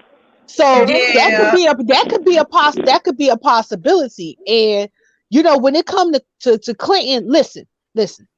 I don't care if the man is getting his Johnson sucked. That was Hillary's job to make sure the presidential penis was sucked and clean. That man ran that country. Presidential job. That is cool with me. Like, do you live your best life? Make sure that nigga is drained and he ain't in there all hyped up on testosterone right now. Bills that that shit. Let me tell you something. While that man was the president, the Republicans, the Democrats, he left. We had a surplus. Exactly. If we get a had nigga people was Bones making Grave gives money. us a surplus, I'm all for it. All right. Somebody, I So will assign thank a you. bitch specifically for that task. Thank Handle you, the Monica. president. Thank you. Thank you, Monica Lewinsky. Thank you, Monica. Listen, why when Exactly. you said that, I immediately thought of Coming to America when it said the royal penis is clean, Your Highness. Yes. Exactly. That's who we tried to make sure that stuff was taken care of. Thank you, Monica, because we was in the surplus. Okay.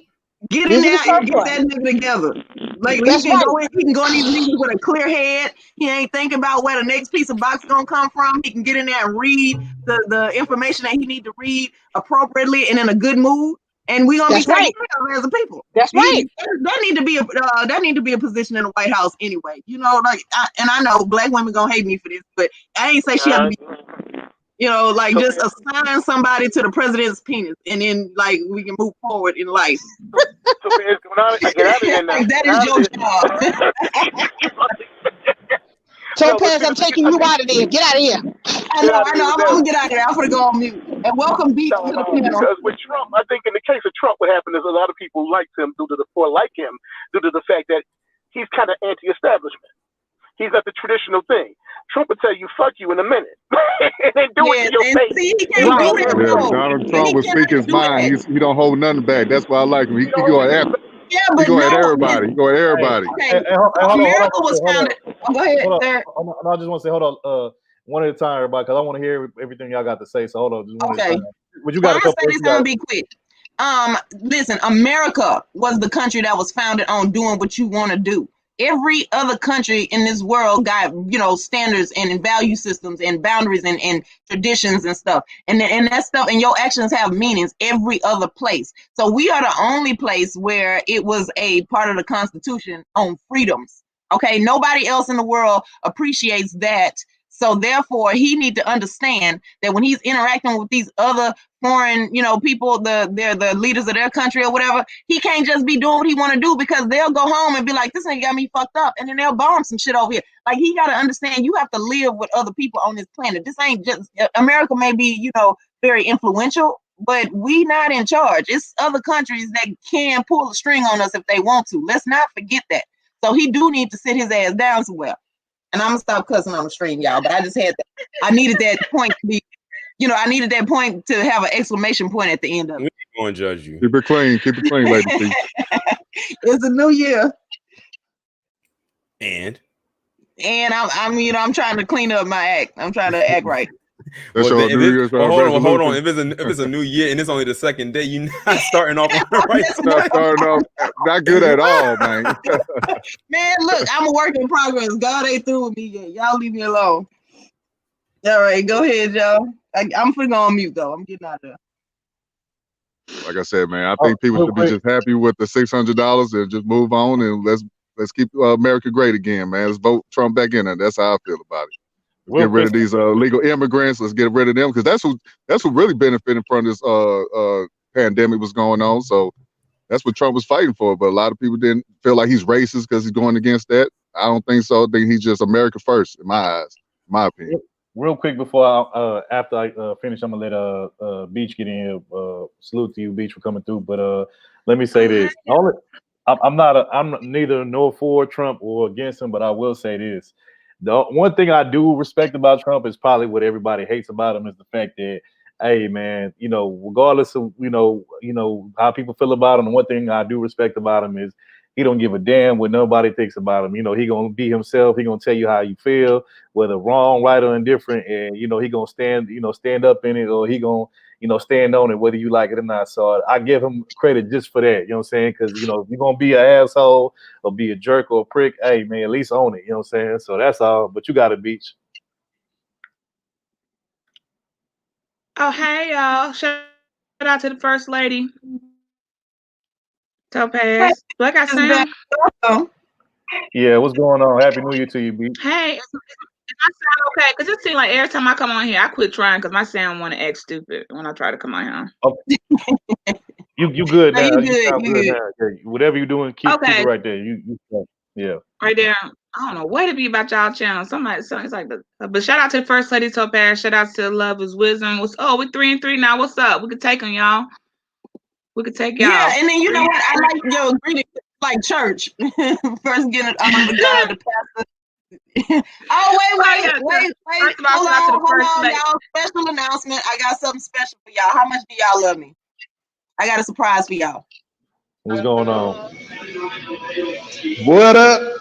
Hey, what's going on? What's bro? up, yo? What's going on, Boss man? man King, what's happening, man? We outnumbered. Yo, I just Hey, wanted to stop through and tell you all Happy New Year. I heard the stream as much as I could while I was driving. So I wanted to stop through right quick to say Happy New Year to you all. Definitely looks like a good stream going on. Y'all doing your thing. So I had to stop through right quick. And I want you all to have a Happy New Year 2021. Stay blessed. Do your thing. Keep the show rolling. I'll stop through every now and then, all right? all right, bro. We Okay. Y'all do easy. Boss, all right, man. All right, we all appreciate right. you, bro. Hey, Kenny, bro. All right, we yo. gonna hold it down, bro. We gonna hold it down. Don't Yeah, hold it down. Y'all doing All right, your thing. Y'all doing your thing. All right, All bro. right. Appreciate you, Kenny, bro. Peace. Yep. Later. All right, you got it, Beach. You got it, bad Beach. Oh, I was making sure the mic was good. Shout out again. Once again, we start up doing my shout outs to First Lady Topaz, and how I shout out secondly to the fellas in no order of uniqueness. Shout out to all the fellas, but it also to the other lady in the room, Love Wisdom. Again, we back 3-3. I just had to come up here. Y'all know when y'all say Kamala, y'all know I'm gonna jump up here and be like, what y'all said about my sorrow? What y'all see? Look, when it sound like it's gonna go towards Kamala, I'd be like, what y'all said? Because y'all know we finna paint that whole White House pink. It's finna be whole Pepto-Bismol pink. I saw your what you call it on your pink and Ibis on your screen on your page where you had like the White House pink and the pearls and whatnot. Yeah, we got y'all. We gonna listen, y'all. Know that man. Y'all know about him, but 77. He walk around with an oxygen tank. We already know he don't got that long. So Kamala got this. They groomed her real nice. She prepared. She gonna run the country for the next 8 years. Listen. You just gotta trust. We got y'all. We got this. We're gonna, gonna let the sister run the world. Let us have our little 8 years of fame and go on and make some moves. Hey, I'll be going SYSBM if Kamala win. If Kamala win, I'm going SYSBM. Listen, hopefully we got the kind of relationship where I can ask questions. You ain't gonna get mad at me. I got a question. So this is the thing. Do you think she gonna care about being Black or Native American or Asian? Whatever. Like, ain't it's like she's Black. She gotta be Black because for one, she gave a shout out to her heritage and all, but her Black roots came from Howard. Okay, you went to a Black university. You pledged a Black chapter, the first chapter, so you can't go switching and as up. her soror, you are responsible. Every time she get this, I'm gonna just tell you right now. As her soror, you are responsible for everything she do in office. I'm gonna call you specifically and be like, "All right, Beach, now come on, get on this panel. We're gonna go talk about this." And then you need to go. And y'all need to write her because the sisterhood, pull that sisterhood card right on out there, slap it on the table like the Ace of Spades, and say, "Listen, we had an agreement, so we ride up there, right? Like as long as I can count on y'all to do that, we good." She should, based on what she had to do to get to what she has to. And if anybody understand how you gotta take certain steps, somebody got to do it. She was the perfect one.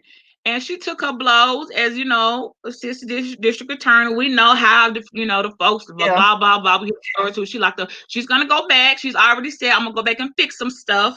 But I had to do what I had to do till I can do what I want to do. Now everybody should be able to relate to that. Sometimes you do gotta do what you have to do until you can go back and do what you want to do. So she's gonna go back and fix some things that wasn't a good look, but then again, at her position and nobody else being fit for the job, you have to sign off on stuff. It just could come with, it ain't no different than somebody working on their job. Like, I really ain't doing this, but I knew this position was gonna come with some compromising. But if I can sleep at night, if I can sleep at night, and I know that I can answer to this, or at least, depending on how far the line is that you crossing. So, we're pretty well aware of what she's thinking. She's had to sign off on and what she's going to go back and undo. So okay, well, as long as she going back and undoing it, but Taylor got a real question here. Taylor said we need to know her Tupac album, that she was listening to in 1980. She got Black Card. And don't forget the Snoop album as well. For review. What'd you say, Joe? Y'all know that girl, listen. Did you know damn well back in 1983? No, 83 wasn't no daggone year for no. That's correct. But Joe, I think you're gonna have to answer. Look, there are some of them gonna be questions. They are just don't be giving her the cheat code. You want people to stole the test. She didn't go. She could have, because like Michelle went to Princeton and stuff, and she could have went to. She got accepted to all the Ivy Leagues, but she chose Howard. And that says a lot. She chose to go to Howard. She could have went to Princeton or Harvard or Yale. She was accepted into all of them, but she chose to go to a HBCU. Now that got to count for something. So she got a provisional black card. She got a provisional black card, and then it's coming up for review. Now y'all wait the pole to the stroll. Y'all seen that put together? Did y'all see coming up? She was getting it. Okay, she's not trying to act out. See, she about to. She gonna turn up. I mean, okay, well, she already. I really think y'all gonna be surprised. I really think you're gonna be surprised for when things come out, footage, people showing her, oh, this was her on campus, because we didn't really have cameras like they have back then. But y'all gonna see pictures and things come up that show. Well, she was more to her black side. I think it's her husband that's throwing people off. I think her marriage is throwing people off. If y'all could not be worry about who she married to try to get to do what she had to do and just look at her as an individual, you will see, even as a light-skinned woman, she ain't she more brown than she is. Like, she's not even a high yellow bone. So honestly, I think y'all gonna be surprised. I think you're gonna be very, very happy. I would say this. I would say this. We gonna blame the AKAs for everything she fucks up. We gonna blame all of them. Just so you know. I would say this. Excluding her accolades, I'm in the words of Barry White. Practice what you preach. When you get in that office, I don't care about all that stuff. You better practice what you preach. I don't care about what you say. I'm concerned about what you gonna do. So when she step in that office with Joe Biden, everything she say she gonna do, she better do it. If not, we as a people, we have to hold her feet to the fire. Because I remember her saying when she first started on the campaign, they're gonna do something just for Black people. No. So, these are things that we don't forget. So when she get in office as the vice president, practice what you preach. That's all I'm saying. Practice what you preach, baby. Hey, let me. I took off my Republican hat. Let me put on my pro-black hat real quick. Why she married that white man? Why she married a white man? Why she married a white man, not a black man? Brandon, don't be being pro-black with him. Here you go. Why she marry him? I'm gonna tell you obviously why she married him. But first, I'm gonna get to her race. Kamala, let me see her age. She's what? I'm trying to think of her year. I can't think of her year of birth. She's Beach, we're gonna classify her as other. Beach, we're gonna classify Kamala as other. She's 13 years old. Okay. So based on her number, her coming in Alpha chapter, she came in as a Black woman. She came, first of all, biracial is not a race. That ain't on no birth certificate nowhere. You gotta pick, you gotta be a we're gonna classify her as other. She's gonna be an other. Well, she came in what? She came in became an 84, 85. That's why I just want to say that. Throw that right there. They wasn't taking in you had to be African American woman to go in that chapter. So she had to be Black. Her roots showed to be Black. Her birth certificate showed to be whatever, or she wouldn't have made it in the Alpha chapter. I'm gonna tell you that right now. It wasn't until later on down the line, a little bit past her, that there were exceptions made for other race, and then you had to be like linked in, like with the end, like your husband married to the chairperson of the NAACP. Those are cards that are played when you need the other race. It's kind of like we kind of I'm trying to find a delicate way to say this, but there's no way for me to say it. She played every card she knew she had to play to get to where she at right now. And if that meant I gotta marry this man, but his clout finna get me. I'm finna surpass you, Allison and Becky. Okay, what you gonna do? She did what she had to. She would have not gotten in that position. She knows that probably with her brother, because it would have been like they wouldn't have let her. So she basically, sometimes, you know how you call it, take one for the team. I'm gonna show you exactly how we work. Sometimes you gotta take one for the team because we really need somebody to be up there, up at the top, and somebody will do it. We've all done it in different forms in life. Okay, this ain't really what I mean. I don't know how long I'm gonna keep this up, but at this time, I'm gonna go on with Shawty. I'm gonna go and marry him because this gonna open up them other doors that's locked that I can't get past, and now I can get in them doors. And now I'm sitting here practically running the country because buddy with his oxygen tank, he ain't got that long. He around here trying to carry oxygen tanks and probably got a colonoscopy bag and all this extra stuff. But I ain't gonna be here for 8 years. Y'all know that. So and she wouldn't take care of the white bitch kids. She take care of Becky kids too, by the way. Them ain't her kids. Exactly, because none of them kids is hers. So basically, and she ain't got no kids her damn self. So so she the maid. During the debate, what they call the mammy. Yeah, the mammy, man. This y'all pick me. Wait, this y'all pick me right here. That's y'all pick me right there. Well, it's better her than me because I can tell you right now, I ain't marrying no white dude just to get in control of the country because y'all don't listen to me enough. If y'all listen to me while I'm still out here being black completely, then maybe we could talk about me getting other races involved in order to get in charge. But y'all don't listen to me enough. Because guess who was doing the same thing? Eve doing the same thing. Okay, so who is Shoe Celeste? I gotta give you some history because you said you just had to be light skinned to be AKA. You only needed a drop of black. Are you talking back in 19? What you talking about? Because I don't think that's not accurate. So what history? Where you get that from?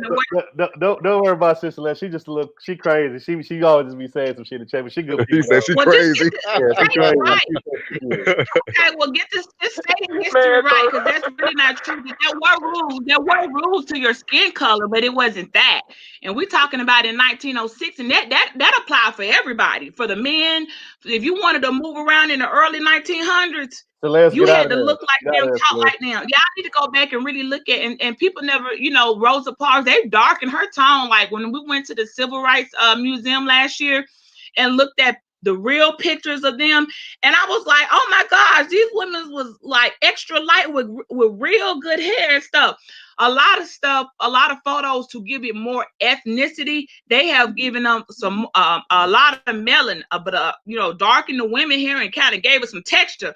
But a lot of the women that made some history, they're not giving their showing that them with some light skinned women. But back then, in all honestly, to move around, y'all remember that story Queen? Y'all didn't watch y'all forgot Queen with what was her name in it?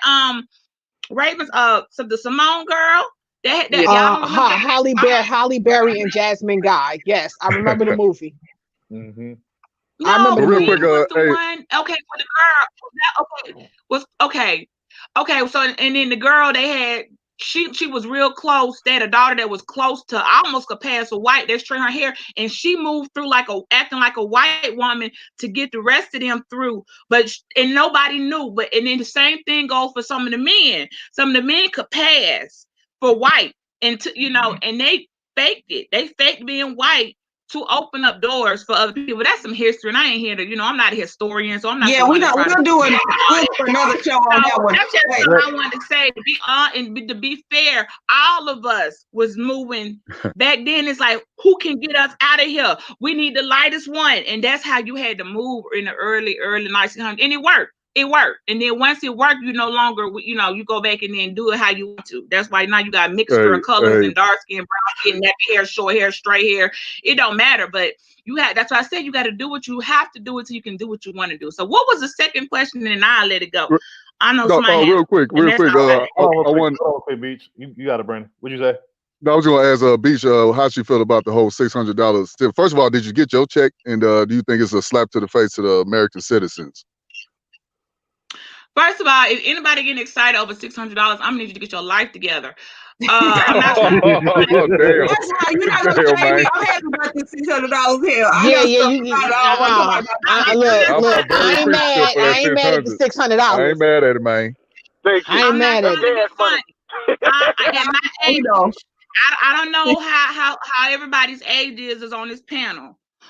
I'm 25. At my age, okay. See, I'm up in the I could probably be your mom. That's, oh my God, I feel some type of way right now. I'm 25 and also lying about being 25. Lopez, you are a wise spirit, because this is the reason I'm following this channel, because I heard you speaking one day and I said, who is this lady? I like her. You are a wise soul. No, that's good to be an old wise Beach, soul. I'm playing. She's gonna do well in life. No, Beach, I'm playing. I'm not 25. I'm 25, but I'm lying about being 25. I'm gonna put in the back chat how old I am, and then you're sworn to secrecy. Okay, well, like I'm 45. I'm so $600. First of all, I don't know why people's acting like, you know, they finna go get Gucci down from head to toe, Polo down from head to toe, like they about to go out and get red. Y'all know $600 can't get you nowhere. Okay, you might get a full tank of gas, get you some groceries in the house. I mean, that's a slap in the, that's so, because it is a slap in the face, I feel like they gave it to you. It's per person, right? Because it wasn't, because I don't want to know, what did they give you for the dependents? It had to be per person in the house that qualified. The first time or now? This time, because the numbers, when I looked at, it didn't add up. It was overage. It's 600 everybody, 600. Yeah, 600 for kids, 600. Yeah, okay. I got you. So I was trying to figure something. I was like, wait a second now. This was okay. So that makes sense. Last time it was 5 for kids. So that I get it. I didn't even really know. Okay, so that makes sense. I was trying to figure it out. But even still, even if you had dependent, it's like, do you know how much things people need to do that they haven't been able to do? Like, I didn't have no rental income coming in for a whole year. So there's stuff that I wasn't able to do. So okay, Topaz, we real close. Yeah, I got you by 3 years. Yeah. Okay, well, that makes sense. We're not gonna say all that on the panel because people be starting. They should have never taught you niggas how to count. I was gonna say you real guys. Was you raised by? Yeah, like what was you raised? Who raised you, girl? You a little. Girl, well, you know what? You know, my grandmother was very involved in my life, so yeah, I have always thought this way. But yeah, now I get to say it, and people don't just tell me, "Oh, you young, be quiet." Now I get to say it, and they gotta shut up. Topaz. Well, as long as you know, like I said, you're people who aging fine gracefully. We really don't. It really doesn't bother us. When I'm like, because some of these folks who really 25, I'd be like, you look older than me. What happened? Did you have a hard life? What happened to you? Did you give up on life? But you know, why are you looking like that? But no, seriously, y'all know that's not a lot of money.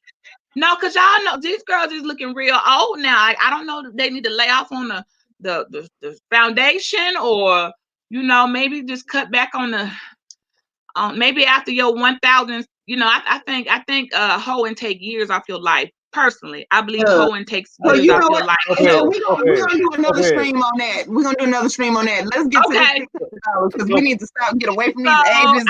It is a slap in the face. So due to the housing crisis, due to the fact that folks, you know, they ended this month, all the what do you call it? The economic resources they gave us, like extension on utilities, extension on housing, no paying rent, deferments on car note, all that ended in December.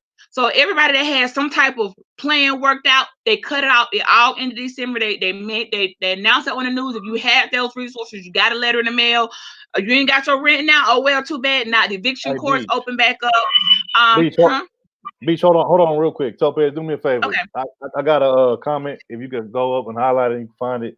It was pretty late. You highlight it for me real quick, and then also Beach, finish what you got to say, and then I guess we're gonna go to our next topic, whatever. Your comment. Yeah. It was the one that was kind of lengthy. Yeah.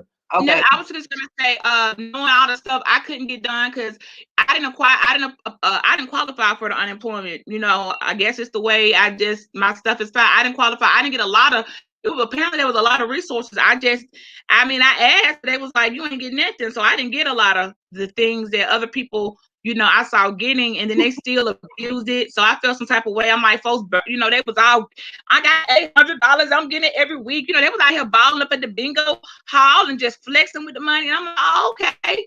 You need a whole refrigerator, but you ain't gonna get no refrigerator in your house. What's going on? They wasn't doing responsible things with what they have, and that's why everything taken for granted does get taken away. And to see people I know who wasn't used to having any money, getting more money during the pandemic than they ever had before. I was in my feelings. I really was. I was like, you ain't even had no job in 5 years. How you getting $800 a week? You ain't even work. So of course they was lying on the stuff, but so now come around with people with the 600, I just feel like, and then I know they cut the unemployment for a month now. So for some people, I don't want to see nobody struggle. I'm not trying to say I'm happy to see folks struggle. No, I don't want to see anybody struggle, but I do feel like at a certain age in mindset, especially if you got God in life, I don't know how godless people making it, but you have, you've got to figure out how to make it work, and you shouldn't have been living above your means anyway. So what if something like this do happen, and I hope, that $600, like I said, it's to me, it's play money or some put up money for some people. Maybe somebody want to go and get their car tuned up or do something that they just, I don't know, but it's not a whole lot you can do with that. Like y'all was saying about rent and stuff. So if they can't move nowhere, you got to have first month deposit, all that stuff. You can't go move with it. You damn sure can't go buy a car with it. So, I mean, what you going to do with it? That's why I say, I guess, I don't know, they're going to probably blow it because it's not enough for them to really make a power move, right? I don't know what type of major moves y'all make. It depends. It's certain stuff they can do with $600, but let's be real. The people that probably would benefit from doing that ain't gonna do it. And I'm gonna just say this, and that's my last comment on the topic. Like the $600 to me, I feel like is a slap in the face because it's other than like you said, you can't pay rent, you can't get a whole lot of stuff done with $600. I would prefer if they need to keep the money, don't give out the money, but do stuff like keep in place basically keep the eviction moratorium going forward, because there's a lot of people that work in the service industry. And to be honest with you, we could sit here all day and say they should have planned better. But this is the thing. Without people who are working in the service industry, all of our luxuries that we like doing would not continue. So therefore, those people were making an honest living. They wasn't out robbing, killing people. And the coronavirus is the reason. Like now, we're changing rapidly, like overnight. We are changing from a society where you can still make money by being socially graceful and doing what you need to do to serve people, to now where everything is going to be you trapped in your house communicating through computers. Did other people see it going that way? Yes. But the people who were able to capitalize off of that already had money. So these people who are working in the service industry do deserve a break, just because until we can get to something else for them. I would think that they need to eviction moratorium and then do retraining. Those that have something else that they can do. Hey, hold on, Beach, hold on. We're going to move on to the next topic because we got to keep it moving a little bit. You know what I'm saying? If you want to comment on what topic you can. What you got for us, Brandon? Yeah. For the next topic, last year, we did a lot of fitness talk. We did the whole tech talk. Now we're going to do a little something different with the First Lady Topaz. We're about to do some mental health talk. So for the record talk, about to go deep inside y'all minds, man. What you got for the people, Topaz? Okay, well, so in terms of mental health talking today, I thought we would talk about like the coronavirus restrictions and the domestic drama, everything that's been happening, as a result of all of the things that we're required to do now in an effort to try to keep us safe. So one thing I want to bring up is the fact that they still don't know. They still don't know what will keep us safe. All of the stuff that we have been doing still has not stopped. It stopped the surge, but it has not stopped new cases. It still has not returned our life back to what we all know is normal, which may or may not ever, come back. So I don't know if y'all have been like watching the news or whatever. I know that in my field, we have to do something we get statistics updated, right? So when you got like when you go to your medical doctor, they send your information to the CDC, and they do research and they do statistics and they put out information and recommendations. They do that in mental health too. And so one of the things that has been increasing, and I had a video, let me see if it'll play, but it talks about all of the different problems that we've been having domestic wise, because you're trapped in the house with people that you've been tolerating, and all of a sudden it comes out when you can't just walk out and leave, and you can't just be going places, and you have less availability to the things that used to calm you down. A lot of your coping skills, like taking a walk in the park, going to the beach, all of that is on cancel for right now. So you have the missing out on your coping skills that got you in touch with nature, which is a form of helping you stay grounded to reality so that you don't do impulsive things. So all of that's gone. Plus you're trapped with people who are also in their feelings. And so let me see if this video is safe for y'all. After what was a rough 2020 for many people, there is more concern fair about use. mental health. Channel 2's Rochelle Turner spoke with a mental health expert about this issue. She's live now with a closer look at what that expert is saying. Rochelle? Chris, we all know 2020 was a rough year. So much happened in the past 365 days. The pandemic changed everything. It also affected some people's mental health. But one expert told me today that there's a lot to look forward to this new year. Goodbye 2020 and hello 2021. I think that this year for many people has been incredibly exhausting and emotionally and psychologically taxing. That's Julie Kaplow. She's the executive director of the Trauma and Grief Center at the Hackett Center for Mental Health. Things have been very busy during the pandemic for sure. In the past 365 days, Kaplow says COVID-19 has created a lot of mental health issues for children and adults. Students had to adapt to online learning. Some people had to work from home while others lost their job. It's been a tough year for everyone. We also are seeing a lot of grief, sadly, among many of our community members who've lost loved ones to COVID. And this is particularly difficult for children, especially those who may not have had the opportunity to say goodbye. More than 346,000 people lost their lives to the virus, but Kaplow says there's a lot to look forward to in 2021. Having vaccines coming out, having a hope of returning to somewhat of a new normal, I think is really helping people. It's a new year with new goals and a different perspective. That we've all been incredibly stressed over the last year, and now is the time to really take care of ourselves. And Kaplow says she wants people to do exactly that. She wants people to get out and come. All right, that's enough. So the point is, a lot of things are being withheld from you, including even common courtesies. Like when you walk down the street and you see people, well, at least here in the South, I know Northerners get a reputation for being rude, but in the South, when you walk down the street, people know that you're supposed to smile at one another. You wave, you speak to people. You can even give people, more closely. You can give them a hug. You catch up with people. All of those things are taken away from us. And working in the field, my offices, everything that I'm involved in, I've gotten a lot more consults. It's a whole lot more assessments needed because of kids learning online. They may not be making the jump, so they need assessments. They need planning for with the school staff and whatnot. It's a lot more needs that are coming up. And these are things that people did not even know was a thing. And so they could not have reasonably prepared for them. So I just wanted to, I wanted to have a talk a little bit about how COVID has been affecting us mentally and emotionally. And welcome Dusty to the panel. Hey, Hi, Dusty, I thanks think for this is your having me. first time. Hi, you. Dusty. Hey, what's going on? Shout out my twin, my twin brother Dusty. What's going on, man? Yeah, man. Man, I ain't seen gonna lie. I thought that was you, Kurt. Third. I was like, who? Hey, man, damn hey, y'all niggas look just alike. Hey, I keep telling people, me and Dusty, we the pretty boy twins of this space, man. Pretty Yeah, Oh man. Lord, you found another one third. Oh, Here they go. Yeah. Here they Hey, go. Kitty Conjo, now Dusty. pretty boy Yeah, twins. I had to fix my background. I had to get my shit together. Like, I can't be up on here capping. Yeah, we appreciate you coming through, bro. What you got for us, man? What you got? It's a tough thing, man. This whole COVID thing, and I've seen a lot of I've seen a lot of people kind of starting to do bad, man. Like any of y'all ever got circled back to of somebody you ain't heard from in a while? Oh Lord. Yeah, that was a lot. That was a lot last year. Yeah.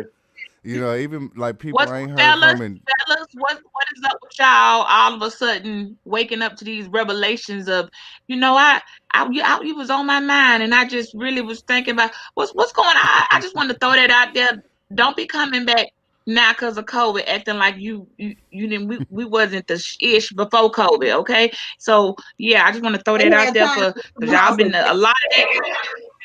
Hey, hold on, though. Everybody mute up and let Dusty get in because he just got on here. I want to get his take and everybody else get their take. But everybody mute up though. What You up, got it, bro? Dusty. You got it, Dusty, bro. You got it. Oh, I thought you was asking No, something. I say you got it. I say you can speak your mind on this topic, bro, on the COVID thing about the mental health and how a lot of crazy shit been going on because this whole COVID thing. You got it, bro. Hey, man, I was just talking about this earlier because like now what you're seeing is you're seeing an influx of thirsty women, women that, and a lot of people have never seen it before, to be honest. I mean, only select few dudes have actually know what thirsty women look like. And now I'm just informing the brothers out here that, there are, what I'm saying, you have to really watch out for the dehydration in these young ladies nowadays. Like there is a serious water shortage, you know what I'm saying? And y'all just have to understand and be able to recognize the signs when you see them. No, facts. That's facts, bro. I definitely agree. And I think, let me say this to this whole COVID thing. What I've noticed, and I think, shout out to you, Beach. You put it in the chat earlier. The thing about it is that she said that, during this whole COVID thing, it's been a lot of divorces, a lot of people breaking up, splitting up. And, I would agree with you on that, Beach. And the main reason why is because, now, before this whole COVID thing, if you was having issues with, your significant other or issues in your household, you can just go to work and kind of, get away from your problems. And, when you come home, you come home and act like it doesn't happen and, go to sleep, start your day over again. But with this COVID thing, with people getting laid off for their jobs and people losing their jobs or just getting laid off or having them stay at home, people not working from home now. Now what's going on is people got to actually deal with their problems head on because all they got is time on their hands. So, when I think that the result of that has been, people breaking up, people getting divorced or whatever, because it's like, now they can't run away from their problems. Now they can't, just work through their problems and go to work all day and not have to worry about like you actually got to deal with it because you at home with your significant other or whoever. And it's like, people didn't like that feeling, you know what I'm saying? So it's like, people would rather just leave or dip or whatever. But it's like, like I said, it just this year has shown that, pretty much if you don't have your home life in order, you know what I'm saying? Like, it's going to cause problems and it's going to cause people to either leave or just go a different way. You know what I'm saying? And that's what I think this whole COVID situation has kind of like exposed about people and, their relationships with other people. Anyone cop in? Yeah, that's exactly the reason why I did this topic is because this is the thing.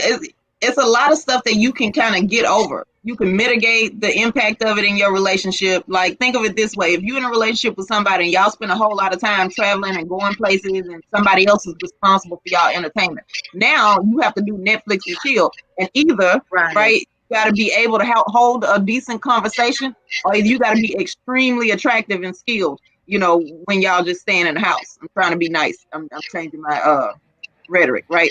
So the thing is, if you don't have either one of those things, you still in the previous times were able to find a date because you just got to put them in front of other people to entertain them. Now you got to do it.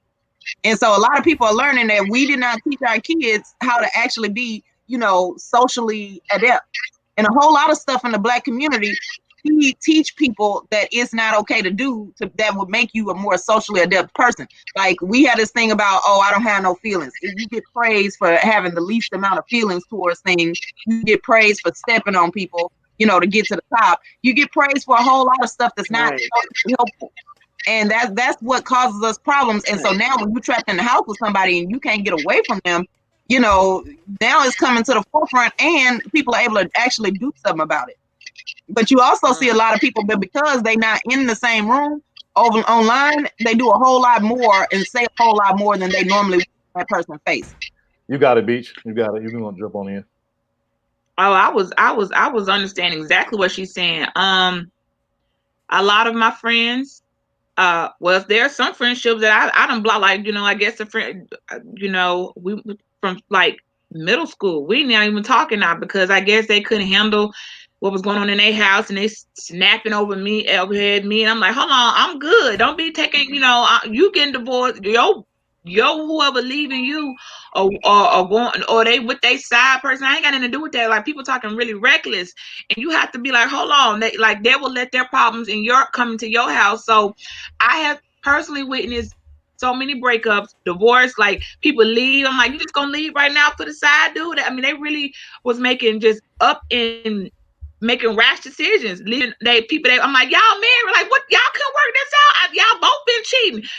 Why does it matter now during COVID? No, folks, because quarantine, it was like you can't cheat. You got to be either laid up with this one, laid up with that one. And the spouses was getting left, and the side niggas and the side chicks coming up during COVID. It was like, oh my gosh. So I like I said, I witnessed the breakups. I mean, people. I thought y'all had a happy marriage. Well, at least gonna stay together. We showing now. I'm trying to look and see. Okay, so on that end, I wanted to add what Topaz was saying. So on top of the tons of breakups, everybody out like breaking up and like leaving a spouse. For the other person during the worst time ever, on top of that, I noticed addictions, and that was it increased so high. So anybody that was on something that was barely handling then, now it was like, oh my God, stuff started to show and started looking at people. People started looking a little different when you pay attention. And so I wanted to throw that in there too, Topaz, a part of, along with social skills and coping. People try to find another way to cope or escape. So they run into substances that maybe at one point they may have done it on this end. Now they're doing it on a larger scale because they got more time or the unemployment was giving them a little extra money, to buy a couple more 8 balls. I don't really know, but they was acting real weird. So I found myself just kind of isolating myself or coming on, YouTube a little bit because, people I thought I knew. I don't know them anymore. I don't know who they are. I don't know what happened. I mean, I feel mentally sane, and I'm in there, but I don't know them anymore. I don't know what happened. So, right. Hey, real quick, Joe. Real quick before you get in here, I'm gonna pass it right to you, Joe. But as everybody can see, me and Dusty, we light skinned twins. He'd be a little bit lighter than me. I'm more on the red side. He's more on the light side. But it is what it is. We the light skinned twins. But you got it, Joe. There's some colorism in the chat too, by the way. Taylor Scott down there hating on y'all, man. Just want to let y'all know. Hey, but we got it though. We got it. Y'all, you got it. It's okay. Like, right now, like we've been putting choke chains on them all week. So hey, Dusty, get out of there. Hey, Dusty, get out of there. Okay. Hey, all right, I'm gonna get out of there. Hold on. Joe got it. Everybody mute up. Joe got it. No. I'm coming to you, love. Joe got it. I'm coming to love. No, but I think Topaz has brought up a good point. I think also too what's happened is, as you see here on social media, narcissism and things like that have kicked into overdrive for people. Like Beach was saying, that you thought you knew, now all of a sudden you don't know them anymore. And there's a lot of that going on where you all of a sudden, man, people just acting all out of order because I think they've been stuck in a house too long or whatever it might be. But there's too much of that going on, and you see it. You see the effects of it with this whole entire COVID thing. Here, even on YouTube, and you got people going at each other for what? Over stupid shit. It's like you're mad about what? Or you got an issue with this person because they didn't come to your live, or they didn't do this and that, or whatever it might be. But it's like stuff that normally wouldn't have happened. Now that we're sitting here, what are we, about a year into this thing now? So. I mean, that's one thing I think that has affected a lot of people, and the narcissistic behavior has really kicked in with a lot of folks, and acting out, like you said, acting out of pocket, real disrespectful. I mean, on levels that you would have never seen in the past, Okay, I was gonna say this too. Hold on, Brandon. Hold on, real quick. We're gonna get love and wisdom next, but before you say what you say, let me say this. Hey, Topaz, I seen you just came up, sis. Hey, I'm gonna need I'm gonna need you to stay canned up for about a good another 10 minutes so we can get these niggas to donate money. So they can see Now we supposed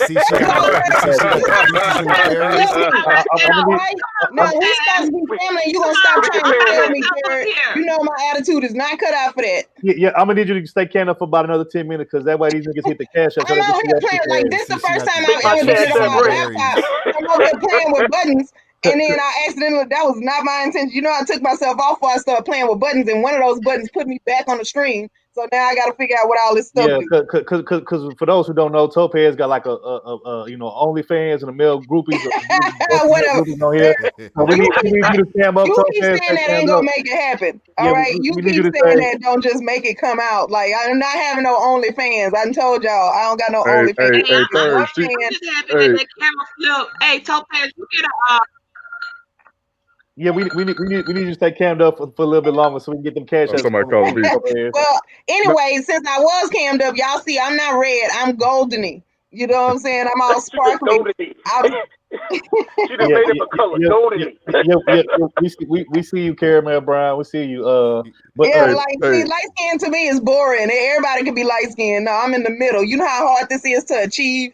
You know what I'm saying? Like me and God was having a talk, and we had to mix up different colors on the palette. That took time and effort, and here I am to bring it to y'all for your, for your visual enjoyment. All right, you know what I'm saying? So that's where I'm And at. Topaz was telling me, she was telling me how caramelly. women are making money off them Simpson incels on Twitch. So she said she's gonna start gaming on niggas. She's gonna be a gamer now. They making wobble there, man. I didn't get some of that paper. I'm not dealing with Brandon. Hey, so we're gonna let go to Love Wisdom next. Y'all, everybody, mute up. But Love Wisdom, you got anything to say? I mean, I agree with what everyone was saying. I mean, what you also seen is that to Dusty's point, the dehydration on both sides was very real. Old friends start calling you up again. Hey, stranger, what's up? You know, trying to get some of that COVID sex going on. But also, too, this was the year of revelation because it also shows that these same people, like, when it comes to like quote unquote sex, you know, their sexual value ain't at the peak as they thought it was. Because COVID done got people in the house. So you ain't going out there doing what you doing. And you really see who really with you and who not with you. You know what I mean? In addition to the mental problems, you know, people was locked up for like 3.5, 4 months. And, you know, when the whole George Floyd thing popped off, I was telling people, everybody wasn't out there for George Floyd. People been locked up for 3-4 months. They was out there tearing shit up and all of that, not because of a protest. These people was just locked in. And people fighting people because you had people stuck in the house. People lost their family members. They couldn't even see their family members in the hospital. They couldn't go here. They couldn't go there. So when you gave them that opportunity to go, everybody just went out there all at once. It was like a mental break. You know what I mean? And I lost a family friend. My uncle had COVID. A neighbor had COVID. You know, thankfully my uncle and neighbor survived. But, you know, there's a lot of people who lost their loved ones over that. You know, and it's still going to affect them today because they couldn't even see their loved ones in the hospital. Like, can you imagine that your loved one has COVID, but you can't see them and you got to do them on FaceTime and they like saying your goodbyes? That really took a toll on people this year. And I think that's something that's going to take a very long time for them to get over because they couldn't say their last goodbyes. Even at funerals, like at burials, they couldn't actually be there for the burial. You know what I mean? So people was going through a lot of stuff this year. To Topaz's point, you had domestic violence started going up and even child abuse went up because what happens is your kids is in school for 6 to 8 hours. You don't see your kids like that. Now you have to actually be home and actually listen to your children, actually spend time with your children. And some of these parents, they couldn't take it. So you've seen videos of parents yelling at their kids like they grown people and the kids looking at them like, I just need you to help me with the math problem. You know what I mean? Right. And the parents can't. They can't help their kids. Now the parents are realizing, dang, I forgot what I learned in high school, and then they get mad at their kids. And you know how Black people do when they helping their kids with homework. So you're right, Love Wisdom. Right. It's like, you know, real quick, hold on. I'm gonna let you finish Love Wisdom. Could you drop the link up? I think Rollo trying to get up here to the right. stream. Okay. Yeah, drop it in the chat. You got it, Love Wisdom. You got it. You know, it's like if Jimmy had 5 damn apples, that type of stuff. Then you got couples who they not home with each other like that. Now you stuck and you realize I don't really like this person. Like, what made me even date you? I don't like how you sit. I don't like how you talk. So people, you know, like how you smell. Right, like the real, like, you know, people. Wait a really minute. have, You got married to somebody you barely know? but I mean, these get to know things. somebody real good. I mean, these things. Like, what's that? You wouldn't be the first person. I mean, these things. These things happen. You know what I mean? So now with COVID, like I said, it was the year of revelation. Like people really have been revealed for who they really are. You know what I'm saying? People dehydrated for sex. You know what I'm saying? People ain't got it how they thought they had it. Folks who you thought was your friend, they ain't really your friend now, because right now people need, when the money get low, the hungriness show. You got Lisa Ray and them, they on OnlyFans. You know what I'm saying? Tricking ain't easy if you got it. So it was jacked up for a lot of people. Get out of there. I saw that. Yeah. You know what I mean? I'm just keeping it real. Don't get out of that little wisdom, because while I was looking up, like when we was talking about Kamala Harris, it was a chick that was like, she got a whole article talking about why porn stars like me are scared of Biden and Harris presidency. So but it's you know what? I hear that are making their money that way. They like, well, since the government shut down, I'm gonna wear my mask and bust it open. But you know what? But it goes back to Dusty's point about the dehydration. When the money get low, the hungriness show. Everybody ain't got the money like they telling you they got it. And I think I think this year it's gonna even get worse, because that money gonna be low, and more people gonna be losing their jobs. And this happened like in 2001. We had that little mini recession after 9/11. We're gonna be a little adult. Now y'all remember on HBO, they had Real Sex like at 11 o'clock at night.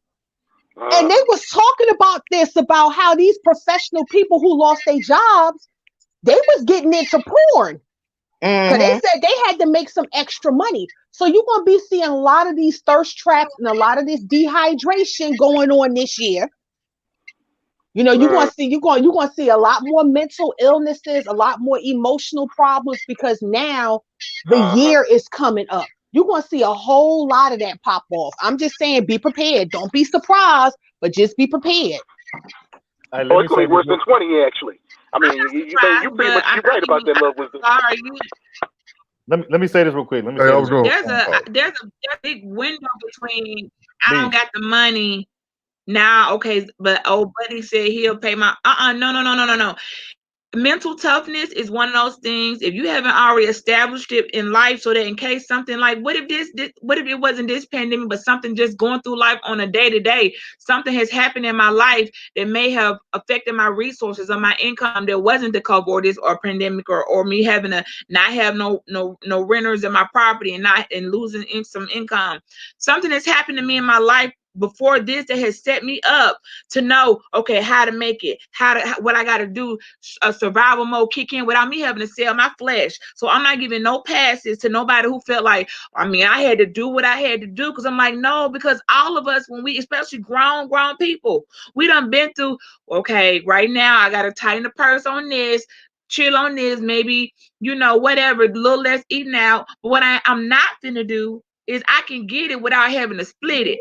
And I don't give passes to people who feel like, well, I guess I flip my body. No, because you ain't never struggled before. There has been a struggle. So I just feel like, when you walk away with a bad case of from that penicillin can't cure, I'm not gonna have no empathy for you, because I just feel like it's a big try everything else. Skip a meal then. You just go without. Sometimes you just gotta go without. It ain't gonna kill you to miss a day eating. But hold on, y'all, because I think they're trying to say something. Third, you was talking. Yeah, hold on, yeah, we can, Brandon. Yeah, hold on. Let me say this real quick, and then I want to pass it off to Rollo, because he just got in. So let me say this. I can say, by the grace of God, I still have my job and all that kind of stuff. For those who don't know, I work at a hospital, and it's been crazy. Now, thank God I don't work with patients directly or any of that kind of stuff. So I haven't been exposed to anybody who has the virus or whatever. So thank God for that. But I got to give a shout out to all the essential workers that's been working out here doing this whole pandemic and situation. And I really feel bad for like the nurses and the PCAs and the doctors and The reason why I say that is because earlier this year, I would say like before the new year started, I had a real close homeboy of mine. Me and him grew up in the same hood and everything.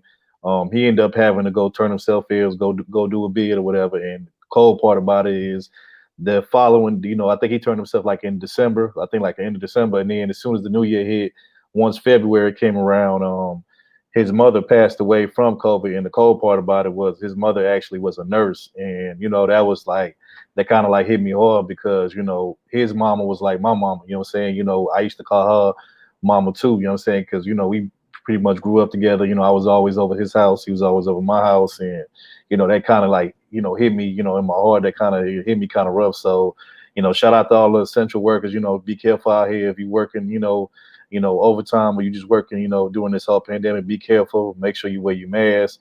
Make sure you wash your hands. You know what I'm saying? Do all that kind of stuff because you don't want to be out here catching that kind of stuff. So that's all I wanted to say. But you got it, Rollo, though.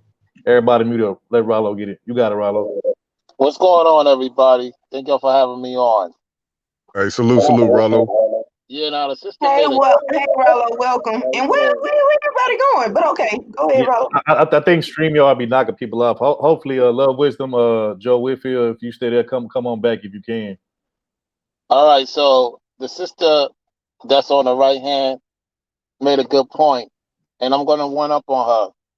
See, I work in delivery industry right now, and some people have talked about it last year, but I'm starting to see it this year. Shortage of food, a lack of bread is happening in this country because of the punishment that the higher ups have told the Lord they don't need the Lord no more. Once they took out the Lord out of the churches, out of the schools, out of certain practices, everything started to dwindle down. Yep. Now, if you live in the South, like Georgia, Florida, shortage of water. They're getting their water from Mississippi right now, or every so often when it's a shortage. If you live in the Midwest, you're not seeing as much ice. Like snow, the snow and the ice, when it mixed together, that's good water. But now everything is not purified. A lot of our people forgot one thing, iodine. Have y'all heard of iodine before? Yeah. The average American has 200 iodine. That's why we're the biggest people in this country. You go to certain parts of the different parts of the world, most people have 1,200 iodine a day. But now, since this country can't feed, we eat more. Since this epidemic, we eat more than everybody else combined throughout the whole world. Well, People are using food as a cry out. Instead, it's with the abuse going on, what the lady's talking about, that's true. Crying out for food, people are losing themselves because, see, American people never had been so spoiled so long. Now they can't afford to take care of you no more. And to say that they took care of the other countries, we don't know that to be the case. Because if that was the case, why is other countries still asking America to help them? It's all a scam and a game we're dealing with right now. And they're trying to prolong it as much as possible. But the truth of the matter is, it don't matter who's in office. This place is being judged. And it's nothing nobody could do about it. So you better get your own house together. Because if you don't, when the visitor comes, it's not going to be a game. Well, people out here depending on the government, though, Rollo. They think the government is going to be there for them through thick and thin instead of just, being there for their own family and being prepared. Because a lot of people really don't want to grow our own food. Because when we talk about farming, like a lot of people like, hey, farm, we got snooks, we got grocery stores, but you just never know when this stuff goes away, and a lot of us don't think that way for some reason. The celebrities are not making money, like the lady was saying. Nobody's making money.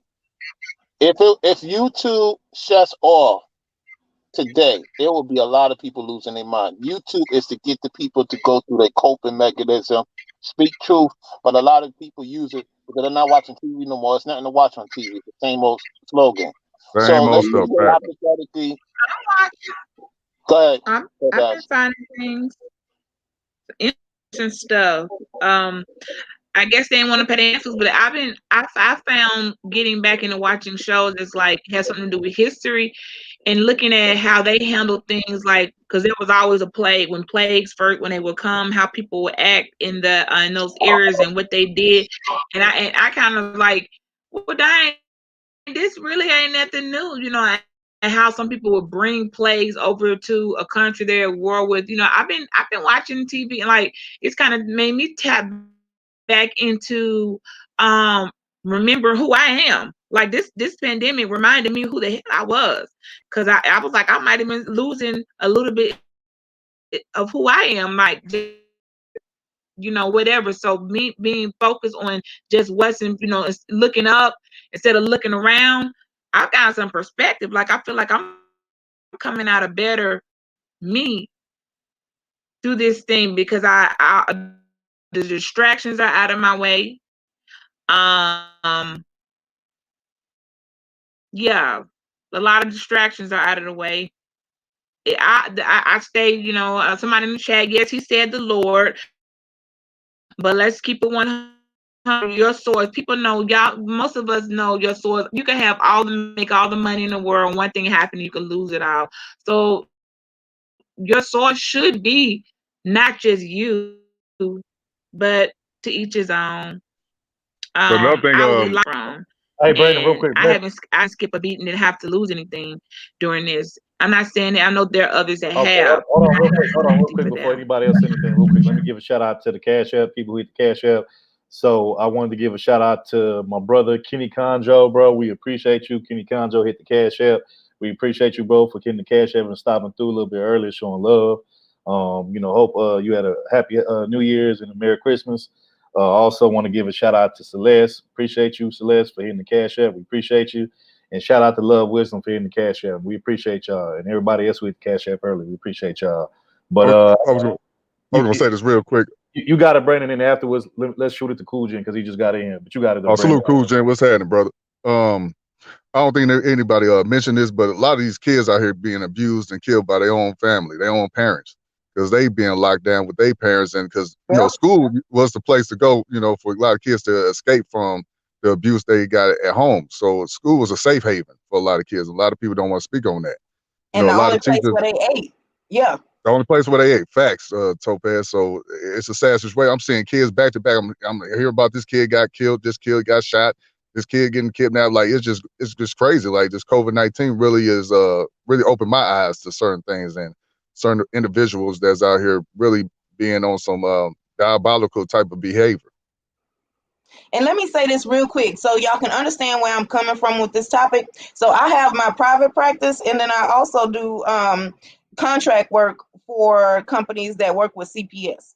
And so a lot of kids are getting taken, and I'm realizing that a lot of parents didn't know that what they were doing was abusive because they do it for those 8 hours now, and the kids aren't resilient as they used to be because they don't get that break from their parents anymore.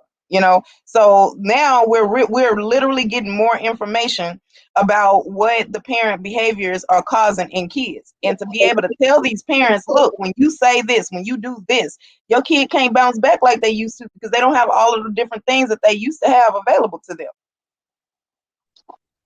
Let me ask you this, Topaz. Is it coming from the blue states or the red states in particular? Because I noticed a lot of red states are not closed. There's more blue states closed.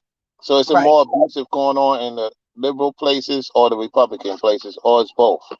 Well, okay, so this is the thing. Overall, now let me say this: we don't have a whole lot because COVID just started, and so for a lot of the research in my field, we do it's cross-sectional studies, and so that takes at least 5 years. But we have some ideas, and so far the current idea at this point, right, is that it's actually both. Now, because the thing is, the hypothesis was that it would come from like the red states, because the blue states are by definition more liberal, and so they don't get as upset about things, and red states are more traditional, so certain kid behaviors are seen as like wrong, and it's your job to teach your kid to do different. So we were thinking, right, and then this is also the spare the rod, spoil the child, especially Bible Belt states, but it's been equal. Because see, in the liberal states, we're not really sure why they have more instances of emotional and mental pain and violence and abuse and stuff than we expected them to have. So we're still working on getting the answer to that, but it's been quite equal.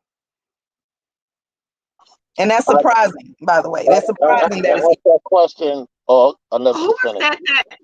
Who was that said YouTube was an outlet? Because for some people that they taking it and they abusing it, because like yesterday we had to call it on blast because she called animal control on somebody she got mad at on a panel.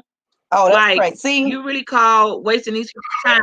Yes, getting in the way, taking resources. Yeah. The few people that got a job, she called CPS and she called animal control on the lady for no reason, just because you got mad at something they said on the panel. And I'm like, you actually call animal control? Like, doing the live, like, you really bold. And so is this an outlet for some people? It's an outlet to talk to and vent, like, on a good level. Then for some people, they take it and abusing people. Like, you put that lady through all that CPS. Yes, I'm sure they're gonna go off and it won't be a case, but the lady hadn't done anything. But look, YouTube is responsible for more CPS cases. They've been calling the FBI. I know this month in December, 3 people from over there, YB, they had the FBI called on them. I mean, a content. Are you kidding me? And then now they calling animal control. If you got pets and they don't like you, y'all better hide your pets, because they'll call and say you're abusing your pets just to like mess with you. And let me say this, and I'm just like, let me say this before you move on, is because to that point right there, as somebody who works closely with the system, and I've had times where I had to go to court and testify based on stuff that was being, said and done in the kids' lives or in sessions or whatever, that, how overworked these CPS caseworkers are. And so when people do things like that, one, that CPS caseworker is not out investigating a claim that came in while they were out looking at somebody's house who is perfectly fine. It's intrusive. It is a damage to the child. We have to mitigate when we do choose to remove a child or to intervene in a child's life. There is a damage that happens to that child, because now what they're hearing is that somebody had to come in and check their parent. That is something that you do to that parent-child relationship, and for you to do it needlessly, you are, one, taking away people from other cases that they need to be working. Because how many do y'all think CPS caseworkers need to be able to sleep at night, that they need time with their family and friends so that they can see things clearly? If y'all keep them in the field all of the time, everywhere they look is going to be abuse at some point, because they can't clear their mind mentally and get back to what's normal. They have no sense of what's normal anymore, because all they see is dysfunction. So you doing all of that, you taking away resources when they could be investigating a case that actually is abusive. And then 2, you are like wasting everybody's time. Now you're doing a damage to the kid who's in a house where that kind of stuff isn't happening.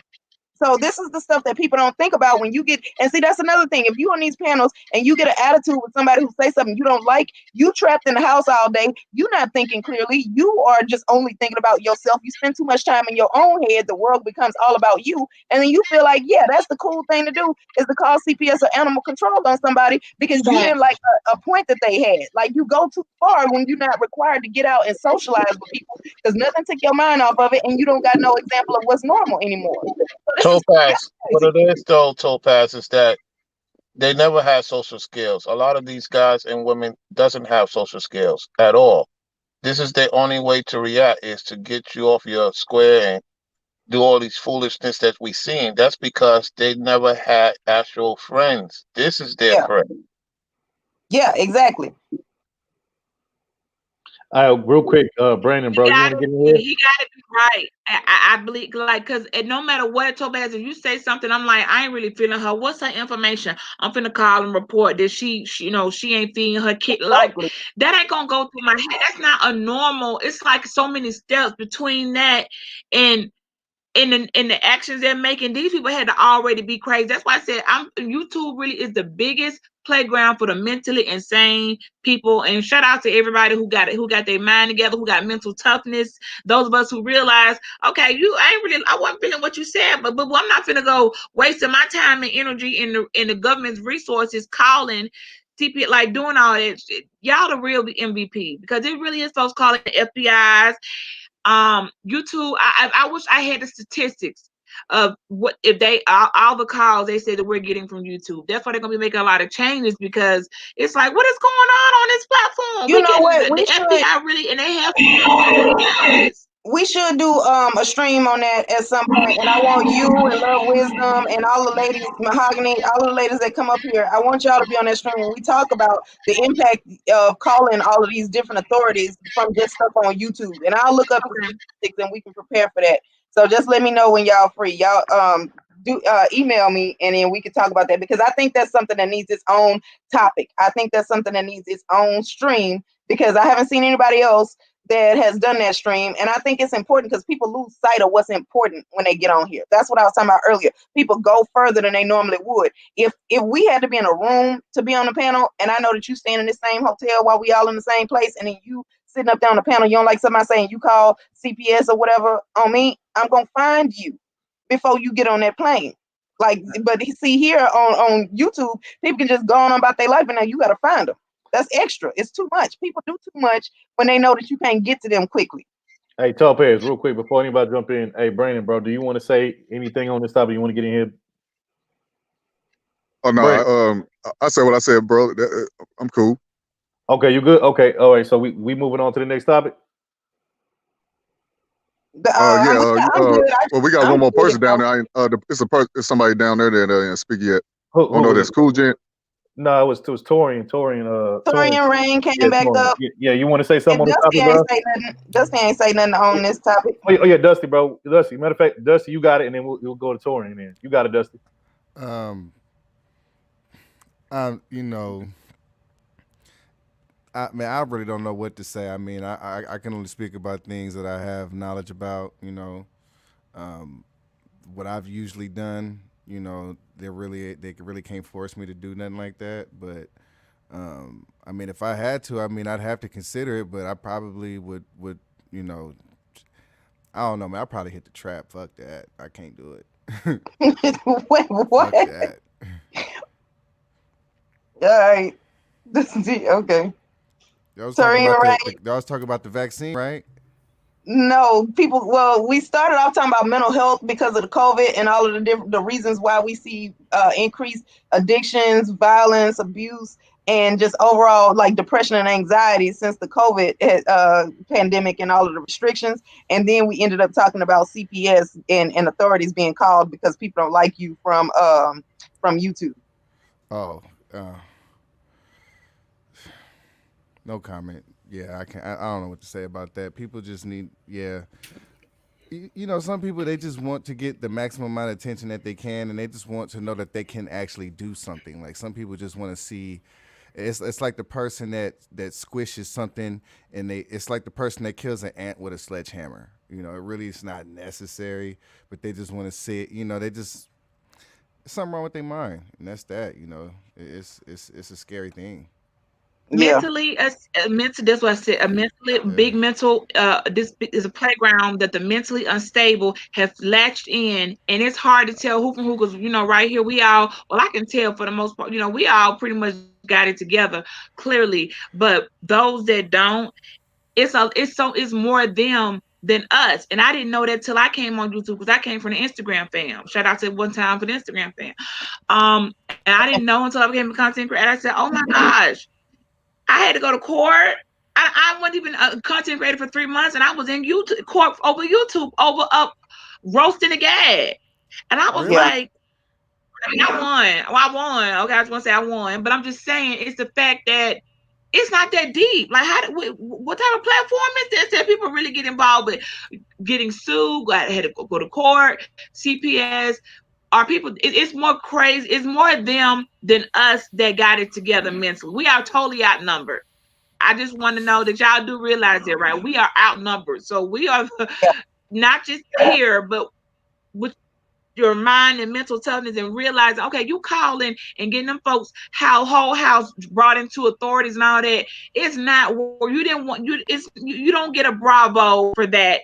That's you get a thumbs down, and because nobody can call on you because you don't have kids in the house. Your kids are grown, so you're not really worried about what if somebody do that to you because your kids not. You know what I'm saying? Like those people thinking we're outnumbered. We really are. We're totally outnumbered. More of them are like, yeah, get them. Let them know you heard the kids up at 2 at 3 in the morning and the baby pimple was sagging. Like I'm really looking in these chats like, oh my gosh, like your That's baby. why You know what? I Donald can't. Trump. So I just want Record TV for Y'all made me not want to be a content creator. Like maybe I didn't make the smartest decision. See, and then that's what happened. People who got good information, they get told if you got something to lose, that means you got knowledge that you can share on here. But then people don't want to do it because it's like bringing in too much extra into your life. And then that, you know what that does? That keeps us at the complacency and the mediocrity that we at right now. Because now don't nobody get the information that they need, and everybody just keep doing retarded stuff. That's true. That right there makes me sick right there. Like, I'm a kind of, I jump on panels here and there. I just started my little, but like, I don't really know like the outs and the ins and the ins and the outs and how dirty the water can really get, so just hearing stuff like that, man, that'll make me sick. I'd be scared. Well, I'm gonna tell you right now, somebody call my job. Y'all better hope and pray that I beat the case, because if I don't, I'll now have nothing that'll stop me from finding. Don't be a content creator. Right. Oh no, I'm gonna do it anyway because I'm grown. I'm gonna tell you, and if I have to lose my career, if I have to lose my career because of somebody's feelings, now that the board was the only thing keeping me from getting in my car and riding out. So now, like while I'm able to still go to work, I got something to lose. If I don't have that, I'm gonna just, I'm gonna. I know people have lost their job. They cut their job and let them know. Somebody's on YouTube supposed to be at work working. I have known people to lose their jobs. Several people. They want to know. I mean, doxing is a whole sport out here. But if you got thick skin, you'll be fine. If you don't got thick skin, then you shouldn't become a content creator. Because I promise you're gonna hit. It's gonna be a situation that you like. Are you kidding me? You need to have some thick skin or don't come. Because somebody will knock on your door and be giving you a dang on what you call them, the people that's a process server. What is this? Because they didn't like because you made a joke and they couldn't take a joke, a roast and a gag. So now you got to go to court. You got to show up. If you don't show up, you lose by default. So you got to kind of, show. They are doing at least court through Zoom, but you got to show up, and it'd be so frivolous. But yeah, they really you need some thick skin, or this is not. Don't even waste your time, because you will get turned off and say, man, I'm not, after all that hard work and building a platform, and say I'm not doing this, and then deactivate. So I'm done. No, okay. Well, I mean, last thoughts on this topic, and then we're gonna move on to the next one. We can move on to the next one. Okay. All righty. Well, third ward.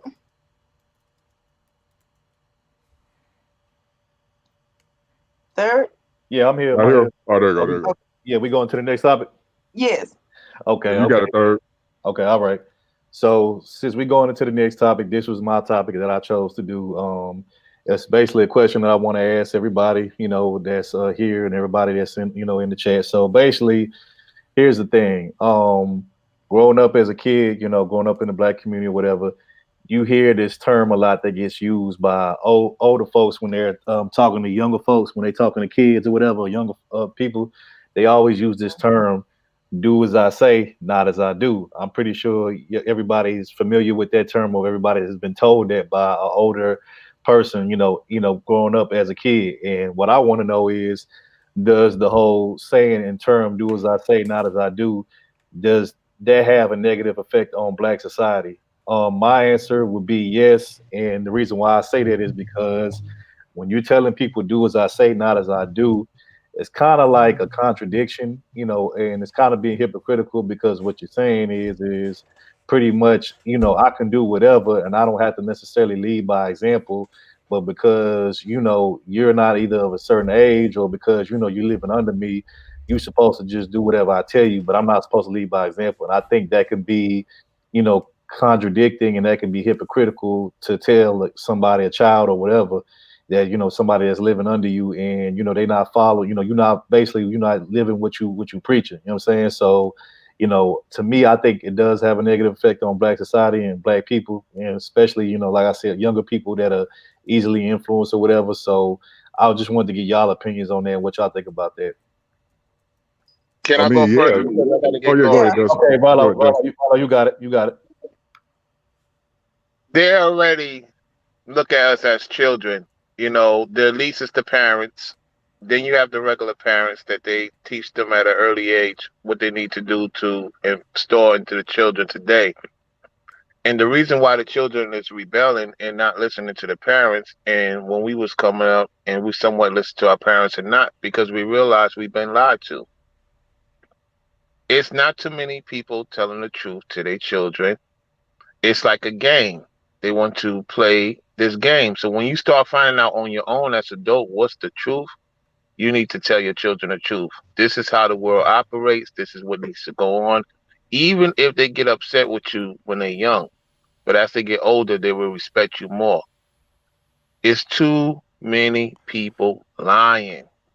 And America lied the most to the world. Listen, because I travel. Listen and listen good. America think everybody's a child to them now. They're not a child to them more. You lied.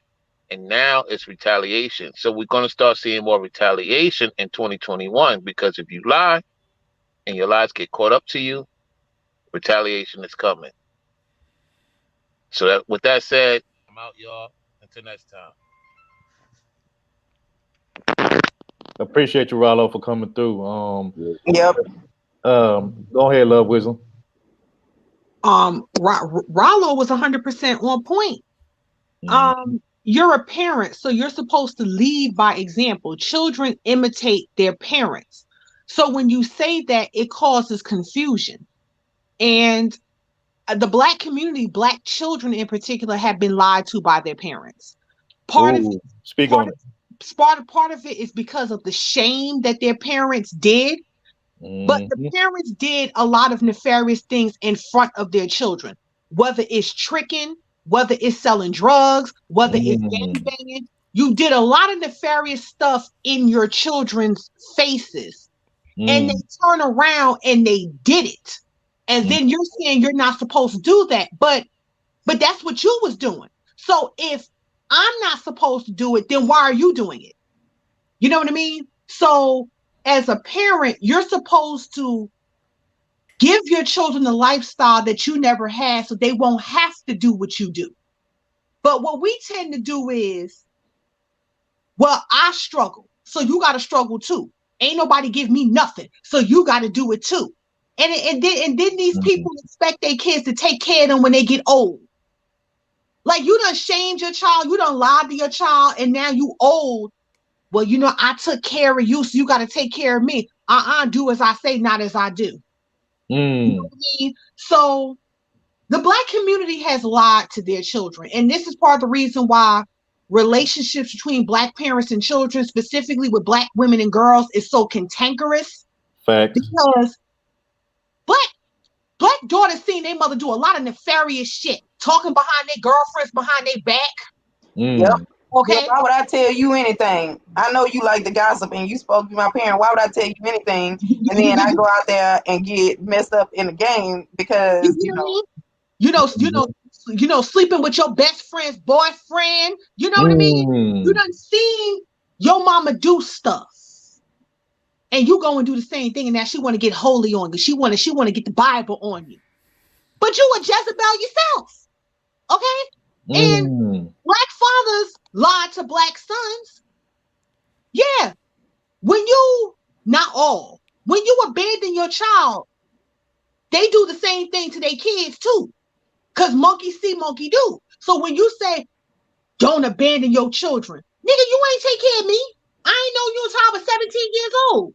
So Stop lying to these children. And then when these children turn around and do the exact same thing that you did, now all of a sudden you want to call them trifling. I ain't raised you like that. The devil is a lie. That's how you were, and so am I.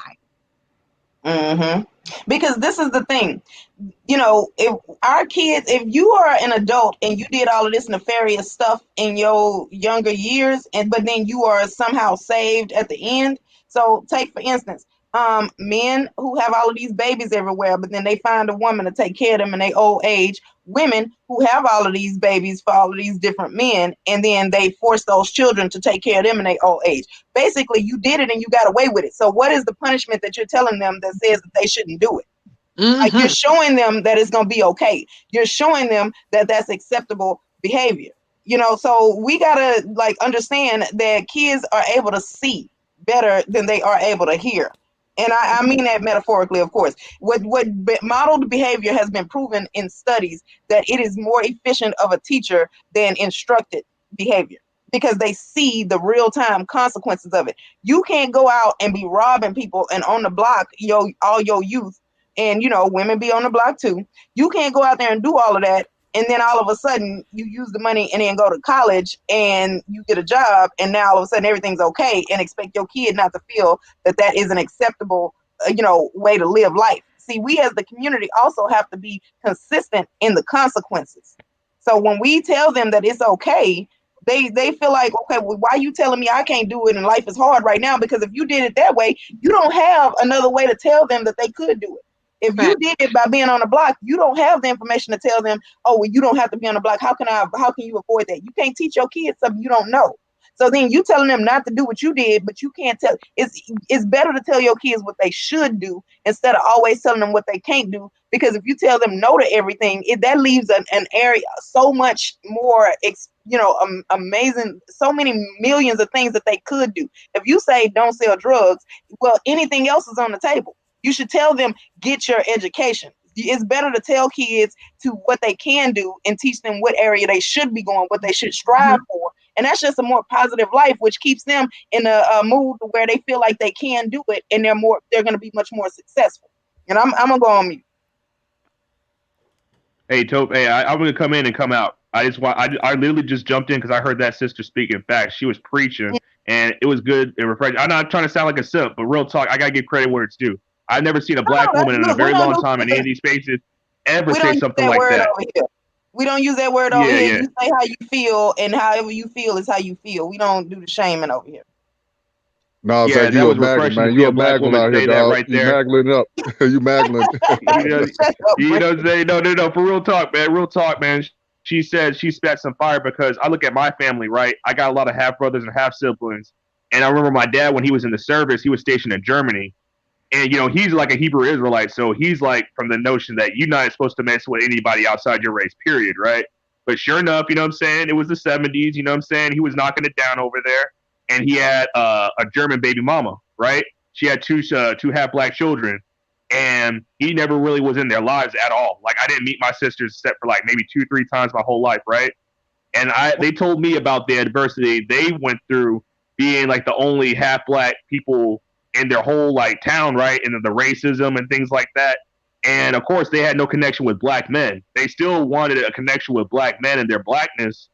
And they got mistreated by all the black men they knew because they didn't really know like what a positive black male role model was. And so it's, I talked to my dad about raising daughters and if I raise daughters in the future, and I thought about him just like he's a hypocrite because how can you tell how to prevent women from being thoughts, how to prevent women from being baby mamas when you didn't even teach your daughters anything, you know what I'm saying? And I get really pissed off when I hear, especially like a lot of these rappers, they have daughters, right? And after they make a whole career out of, selling thoughts and, being in the strip club, they want to tell their daughters to close their legs. You know what I'm saying? That's stupid. They give thoughts jobs. They employ thoughts. They take care of thoughts. So then you tell your daughter not to be a thought, but then you're not telling her what she should and should not be doing. All you saying is don't do this. But my daddy likes that. So all they're going to feel like is, okay, as long as the dude ain't my dad, I can thought it up because that dude will take care of you like my dad take care of this shit. What's Lil Wayne's daughter? Like Lil Wayne's daughter, Floyd Mayweather's daughter. Reggie. T.I. too. T.I. was the worst one too. You checking your daughter's hymen out there, man. You wildin', bro. And while you checking that one, Hyman, didn't the other one get pregnant? Yep. Oh, get out of here, Topaz. Get out of here. Well, no, I blame Tiny for that, man. That's Tiny, baby. They ain't T.I. This is the thing. I get it, but this is the thing with Tiny and T.I. If he is her stepfather and he's in the home and her biological dad isn't, whose job was it for her to respect what T.I. got to say? He talking about Zoni. He talking about that's T.I. I know, and that's Tiny's daughter, and it's not T.I.'s daughter, but he was in the home though. So whose job was it to make sure that she understood and respected what T.I. had to say? Facts. So that, like, when it comes to step parents, like, I don't blame them, like the whole Gabrielle and D Wade situation. I blame D Wade for how his child is, want to be a girl, exactly, whatever. Man. So exactly. That's just how I feel about that.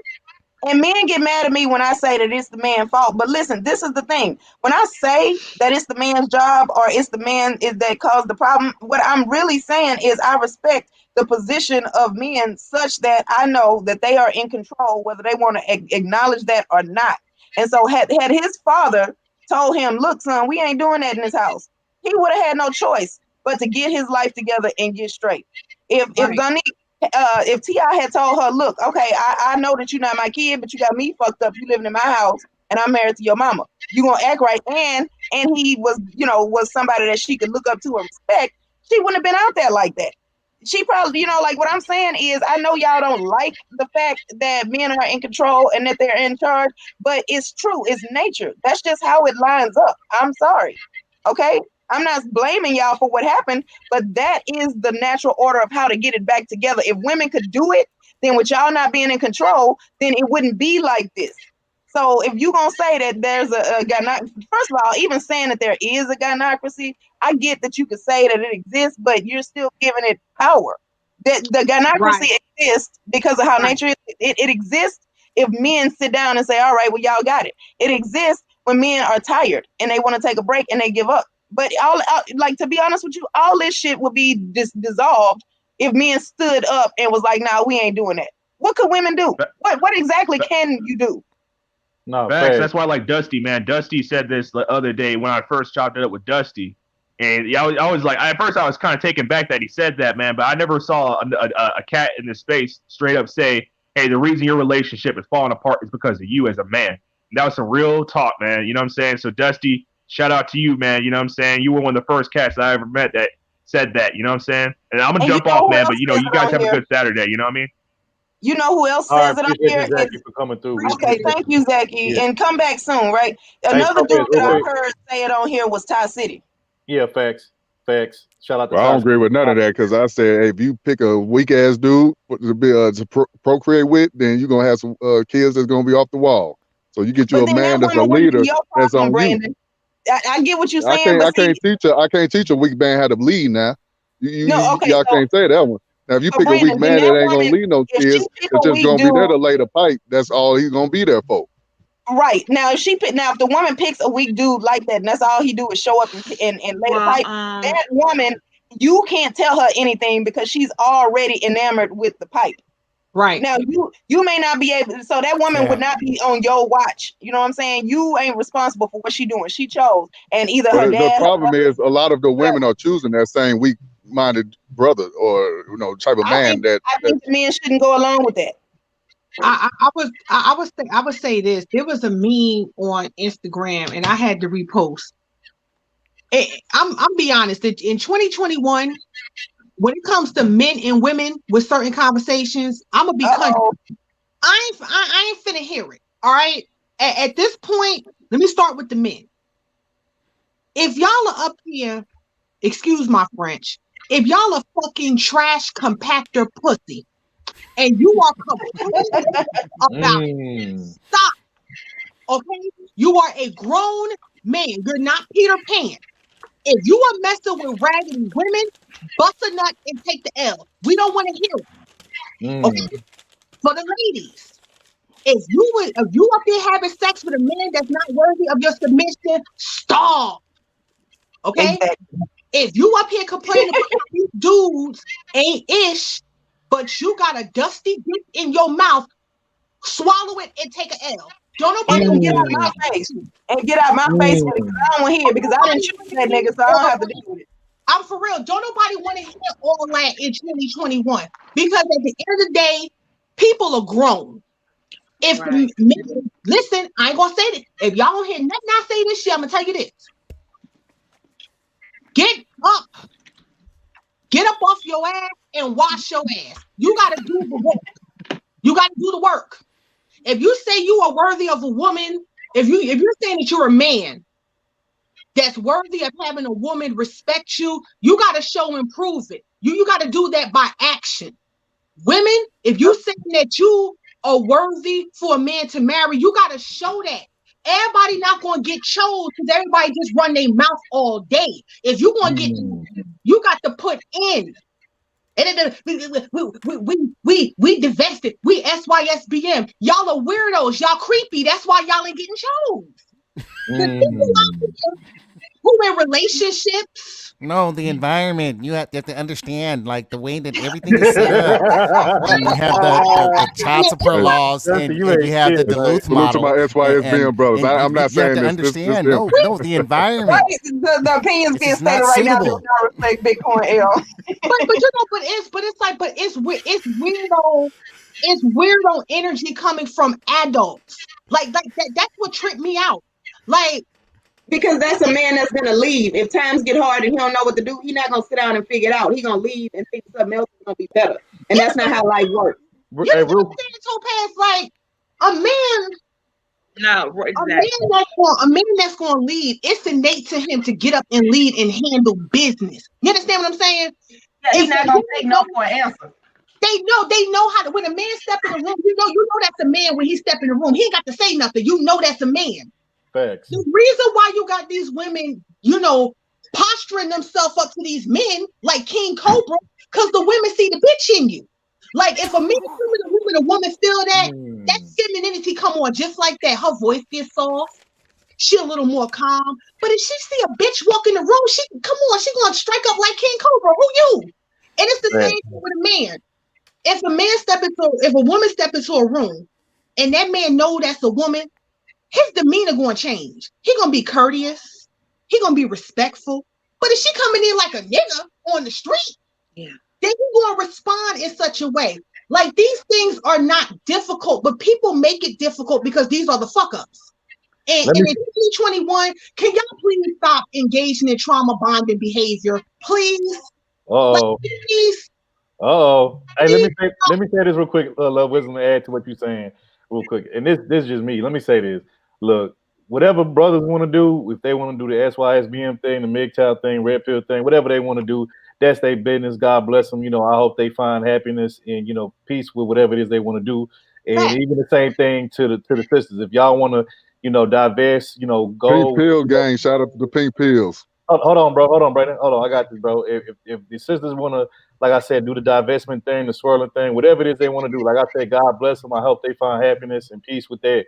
My only thing is this. If you're going to do that, and if that's what you claim you about, and that's what you say you're about, then just do that and shut the fuck up. Quit coming back and forth complaining, talking about this and that. Like, if you're going to swirl as a black woman, then swirl. You know what I'm saying? But you still over here, talking down on brothers for. If you're a SYSBM, go overseas, do what you do. Go be with, whoever. Go be with whoever. Go be with Becky. Go be with Maria. Lin Ling or whoever you want to be with, and go be happy. You know what I'm saying? Quit sending shots from across the table. If you, and my thing is, I'm gonna say this real quick. This is what I believe. A lot of times, the reason why these people claiming that they this and they that, or they affiliated with this and they that, but they still unhappy, or they still, want to, criticize, their own peoples, because let's just be real. 9 times out of 10, y'all can't get those things that y'all desire and want. Y'all can't get the Becky or the Marias or the Linglings. You can't get the Brad or the Chad or stay in there. Or the Danny. You know what I'm saying? You can't get them. So you want to act like you swirl, act like you SYSBM, act like you this and you that, but you stuck. You can't do shit. And this is why you still mad at people that's who still want to deal with their own race, and you still sending shots. And like I said, if you really happy, because I know brothers that's dating now. I know sisters that's dating now. And guess what? They happy with with their results. They over there, they shut the fuck up and they living their best life. And they not over here talking shit about, you know, their own people. So if that's how you gonna do it, then do it that way, because that's the right way to do it. But all this, you know, I'm jumping the fence and I'm gonna go over there, but I still want to straddle across the fence every time I feel like it, or when I'm uncomfortable, when I'm mad or I'm sad, like, nah, fuck that. If you gonna go on one side, stay over there, find your peace, find your happiness. If you can't, then just shut the fuck up and just get in where you can fit in, period. And also they do it for money. It's not just the talking. They come back and they do sabotage stuff. And, you know, I'm not saying not all, right? Because some people do. They go off, they find their happiness, and they just, you know, live their life, and they come back over and they bring their woman. And some people from over here are very mean to they outside women, right? I'm not talking about that. What I'm saying is there are some people out there that once they are deciding that they're going to date out, they'll play around with people still here in the community because they're no longer invested in what happens when they leave this person rejected and brokenhearted over here. Then that's going to spread like a domino effect. So my thing is, as adults, I like once I turned 18, I looked at it as my license not to have to lie and play games no more. I mean, I'm grown. I pay these bills. I do what I think is best, not what I would just want all the time. I do what I think is best, and so therefore I make better decisions. I know that I'm held to the consequences of my actions. So, you know, with that being said, if you are a person that you feel like it's okay for you to step on somebody, to play with somebody, mind and heart or whatever, until you find what you want, now you leave this person out here in the community for some other unsuspecting person. And I feel like that's very messed up to do. So that's my issue with it. If you're going to date out, that's cool. But be, you know, authentic in who you are and what you want and what you're going for. So that way you're not playing with somebody and you just go over there and you date that. What do you still have to be over here using and abusing black people for if you have decided that you wanted to date out? Because they can't date out. That's why. Because they can't get Brad. They can't get Becky. I want to see the brother channel, you know, of him actually going over there to meet his little hut hoe, you know what I'm saying, taking him to the doctor, you know, getting it tested and everything. Like, yeah, we're taking it's Tuaxing over here to you know, get her looked at. Like, I want to see. Like, I want to see you find your happiness with who. Like, I want to see that type of channel for once. Like, somebody, like if like somebody really talk about that. Like, man, show me how you do it. You know what I'm saying? Not that I need to know. I'm just saying, like, I agree. Because like Third say, once you decide to go that route, it's like your word don't matter because you're not invested in correcting the whatever problem you think there is anymore. Right. Exactly. And to Dusty's point, like, there's a whole interracial sector. And these people just as happy as a pet coon, all of this stuff. And I'm kind of like, why don't y'all go over there? Like, it's a whole sector waiting for you. It's like, my thing is it becomes more of a nuisance because do both sides make valid points about each other? Yes, they do. I'm going to be real. Brothers not lying about some of the stuff sisters do and vice versa. They not lying. Exactly. But at the same time, let's be adults here.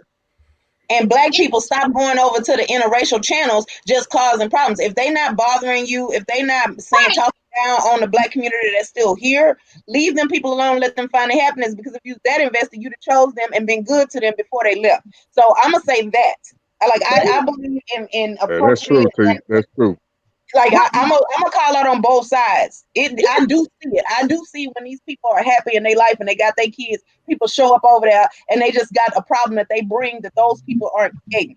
Go take that to the channels of the women and the men who are dating out and then saying, "I got this person that's so much better than y'all." If this is a person that's just living their life with their family, leave them alone. If you can't support it, let the supporters go over there so that they can see their true tribe. If you're not a supporter, what are you over there for? You know what the channel is about. They ain't lying to you about the channel. You see it in the thumbnails, in the about section.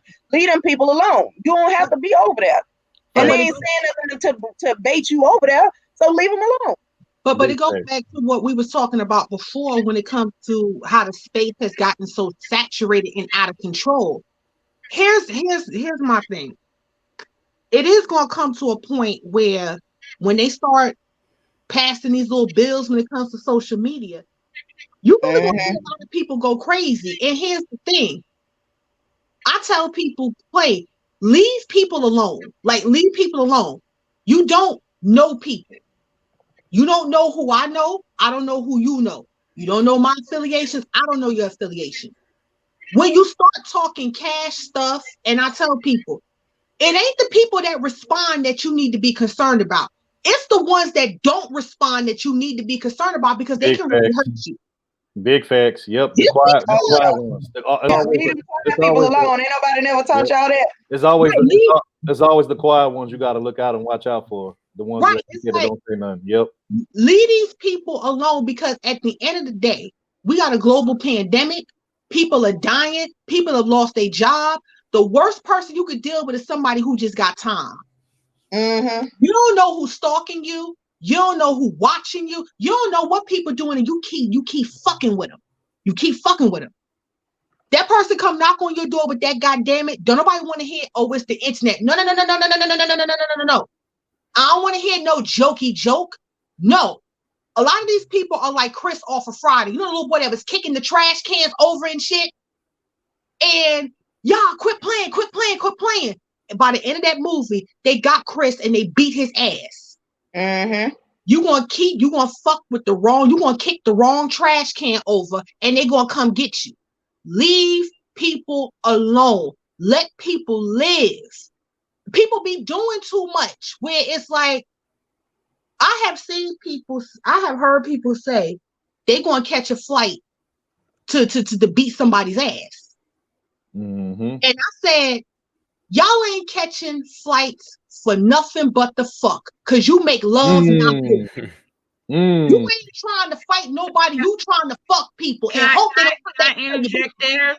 Yeah, you got it. You got it, Beach. Let Beach go ahead. And then after, hold on, Beach. After you, we gonna go to Tori.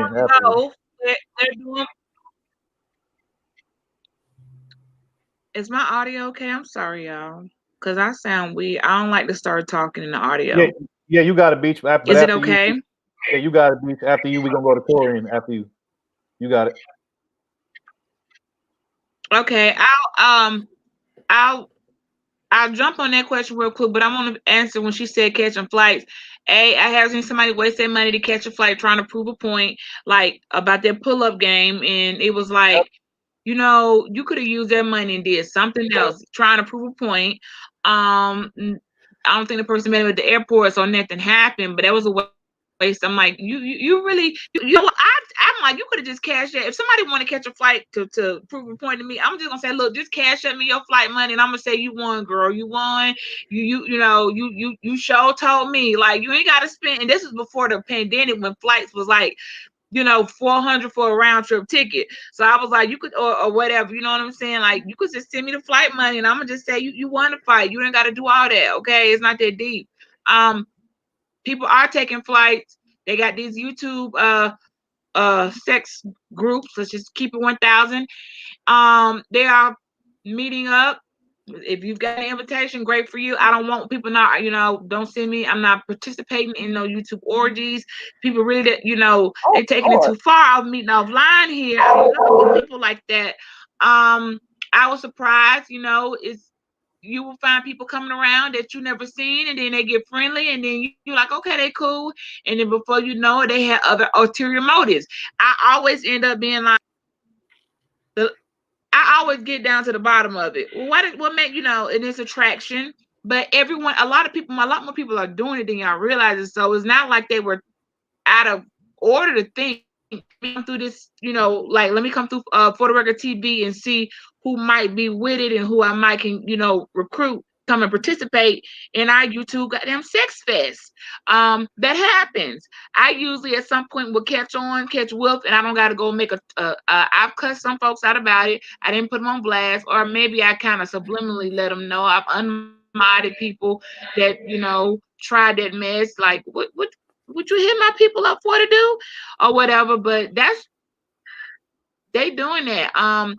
I don't know how did I know that, but you know, it's going on. So people are thirsty. Whoever that was that said the women are thirsty. When he first said, I was like, wait, what? And then I thought, I was like, no, but they are though. I know thirsty women. You borging out. That She are borged out. Thirsty for women, not just you men. Like they thirsty for both of us. So I'm fighting the women. Oh, that freeze up. Yeah, Beach. You might have to refresh and she was cooking. Yeah, she was cooking. You might have to refresh. Am I okay now? Yeah, you good now. You good now. But hold on, Beach, hold on. Let's get Torian in here because I think he's been waiting for like longer than anybody. Yeah, let's get Torian in here. Torian, you got something to say on this, bro? I think. What was that? Yeah, you got it, Torian. You got it. Beach, mute up. I think Torian trying to get in. He's been waiting for a minute. You got it, Torian.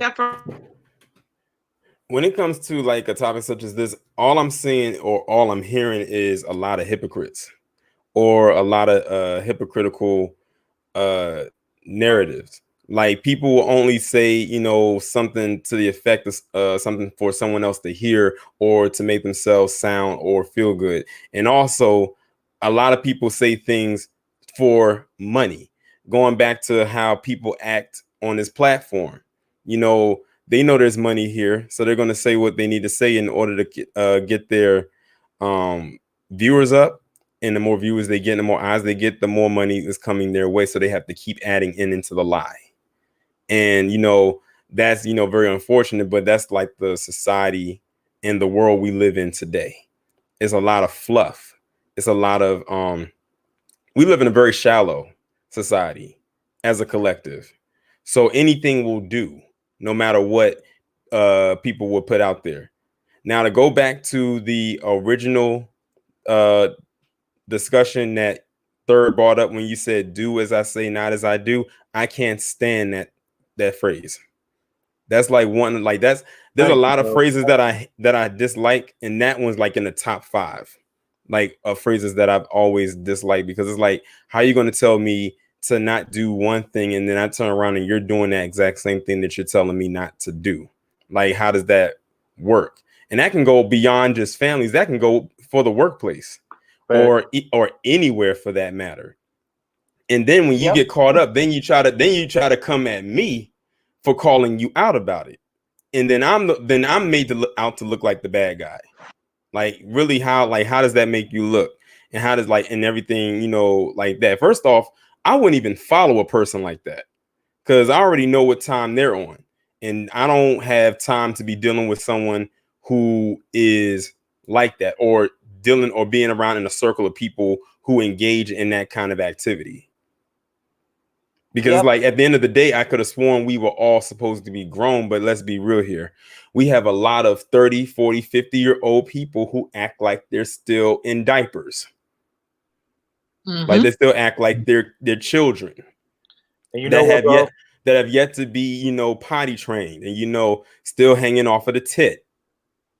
Yep, you know what, I say that all the time. And you know what? I wanted to add to Torian's point. You know, I think the main reason why the whole "do as I say, not as I do" concept is such a problem, especially, you know, with amongst, you know, Black folks in general, periods, because it's almost like they have like this godlike complex where, you know, they feel like they're above reproach, and they feel like can nobody, you know, check them, or can nobody, you know, correct them about anything. And it's like, you know, if you're supposed to be leading by example, supposed to be teaching, you know, leading by example and being able to teach is also, you know, part of that is being able to be, you know, criticized or corrected if need be when necessary. And, you know, Black folks love to teach. We love to, you know, correct other people. Hey, Beach, can you mute up for me? Because I can hear the echo. Beach, can you mute up for me? Whoever's on not off of mute, could you mute for me? Okay. Now, like I was saying, you know, the thing about it is that, like I said, you know, being able to be a good leader is, you know, you have to be able to listen to as well. You know, you have to be able to learn how to take criticism, you know what I'm saying, and be able to listen to people when they telling you something about yourself that you may not necessarily see or that you may be ignoring. And so at the end of the day, if you able to dish out, you know, advice to everybody else, but you're not able to take no advice, then to me, you ain't no leader, and, you know, you're not somebody that I want to be following, because you have to have insight to see that, like, I'm not going to be right all the time. I'm not going, you know, there's going to be times I'm going to be wrong. And, you know, I would want somebody to come tell me when I'm wrong, when I'm getting out of pocket. You know what I'm saying? It's kind of like, you know, like, it's kind of like when you have a friend that's a yes man, and he always tell you like, oh yeah, bro, that's it. And, you know, yeah, man, everything you do right, all that stuff. Like, you don't want them kind of people around you. You know what I'm saying? Because some people are going to be the main people that when some shit really go down, they're going to either set your ass up or they're going to leave you high and dry. And they're not going to tell you what the real is. So at the end of the day, you want somebody that's going to tell you, like, look, man, when you're getting off track, or when you know, kind of going a little too far, you know, you need somebody that's going to keep it honest with you and real with you, and kind of reel you back in and say, hey, man, you're doing a little bit too much. Or, hey, you know, you kind of going a little bit too far with this. You might need to chill out. You know what I'm saying? Like, that's what people need. But again, because people think they above reproach and that you can't correct them, this is why the whole "do as I say, not as I do" concept is so prevalent within Black society and within the Black community. You know what I'm saying? So, like I said, until we fix that and correct that, I think we're gonna keep making the same mistakes when it comes to that mentality and that way of thinking. You know what I'm saying? But Beach, you wanted to get in here since you was having problems earlier. You want to get in here real quick, Beach? Yeah, I'll just answer that question. If my sound,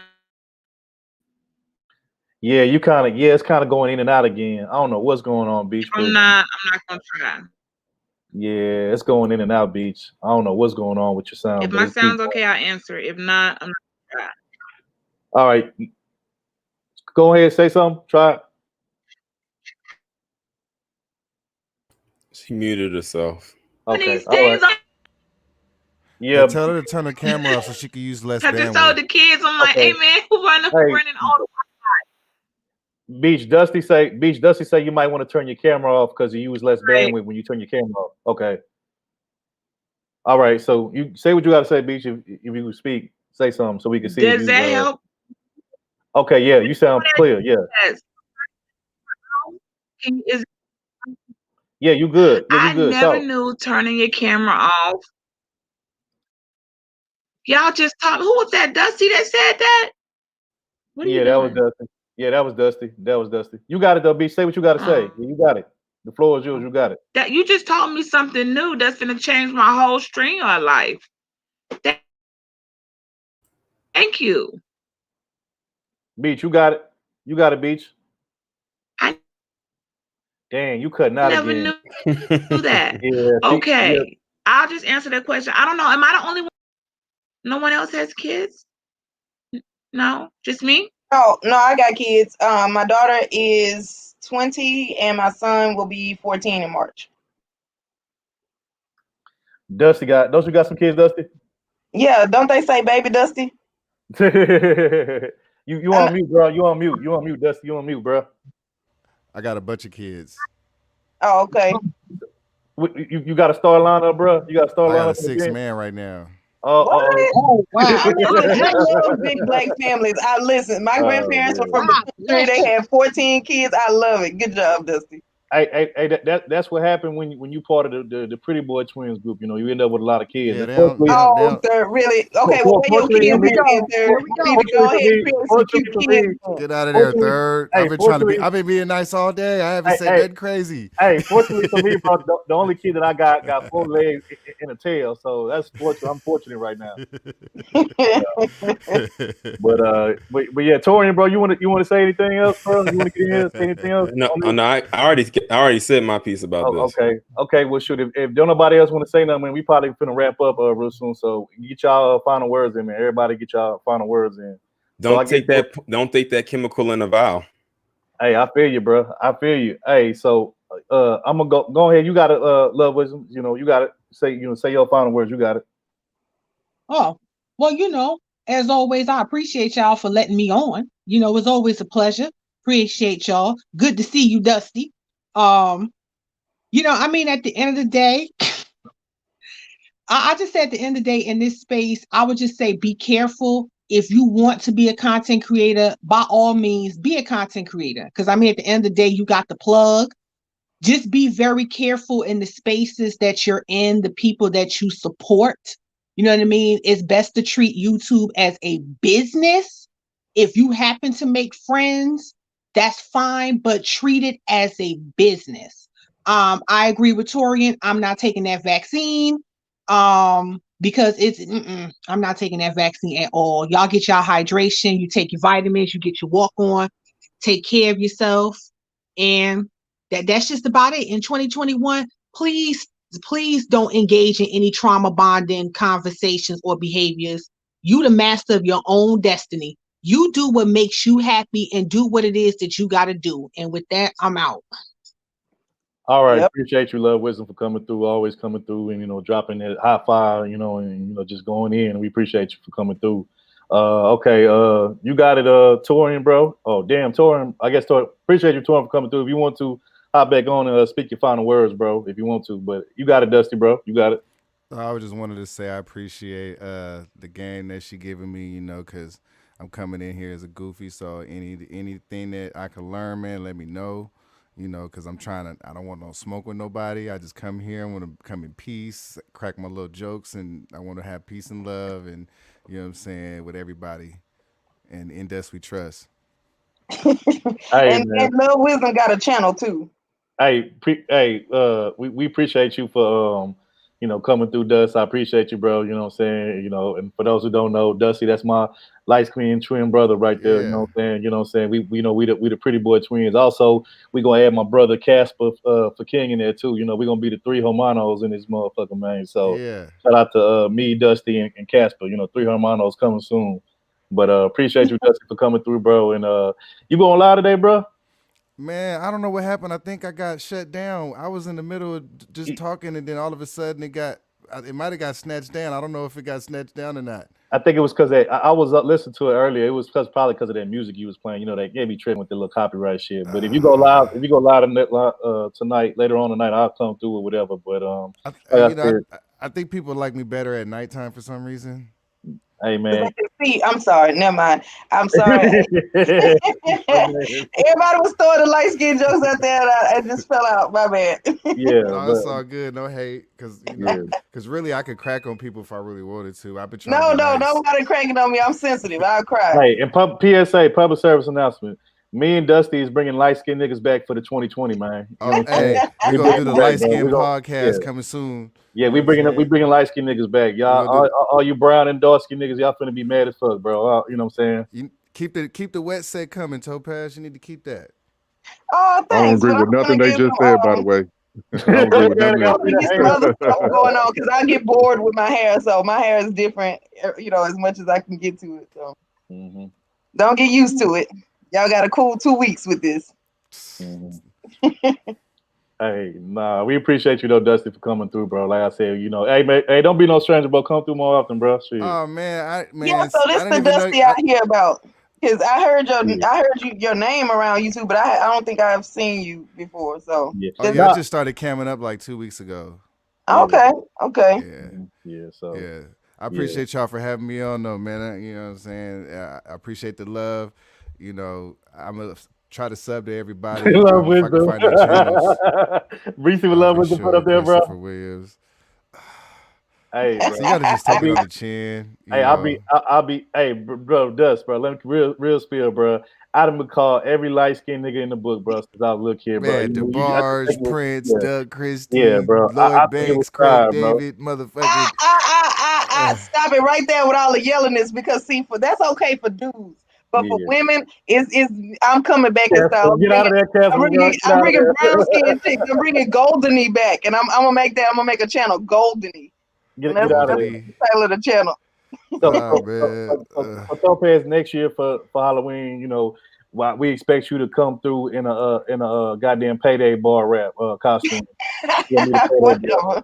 But anyway, I'll see. Yeah, but we appreciate you, Dust, bro. Like I said, but don't be a stranger. Come on through, bro. This is Craig David. Oh my God, you ain't shit. Love Wisdom, you ain't shit. And Love Wisdom, let me tell you this.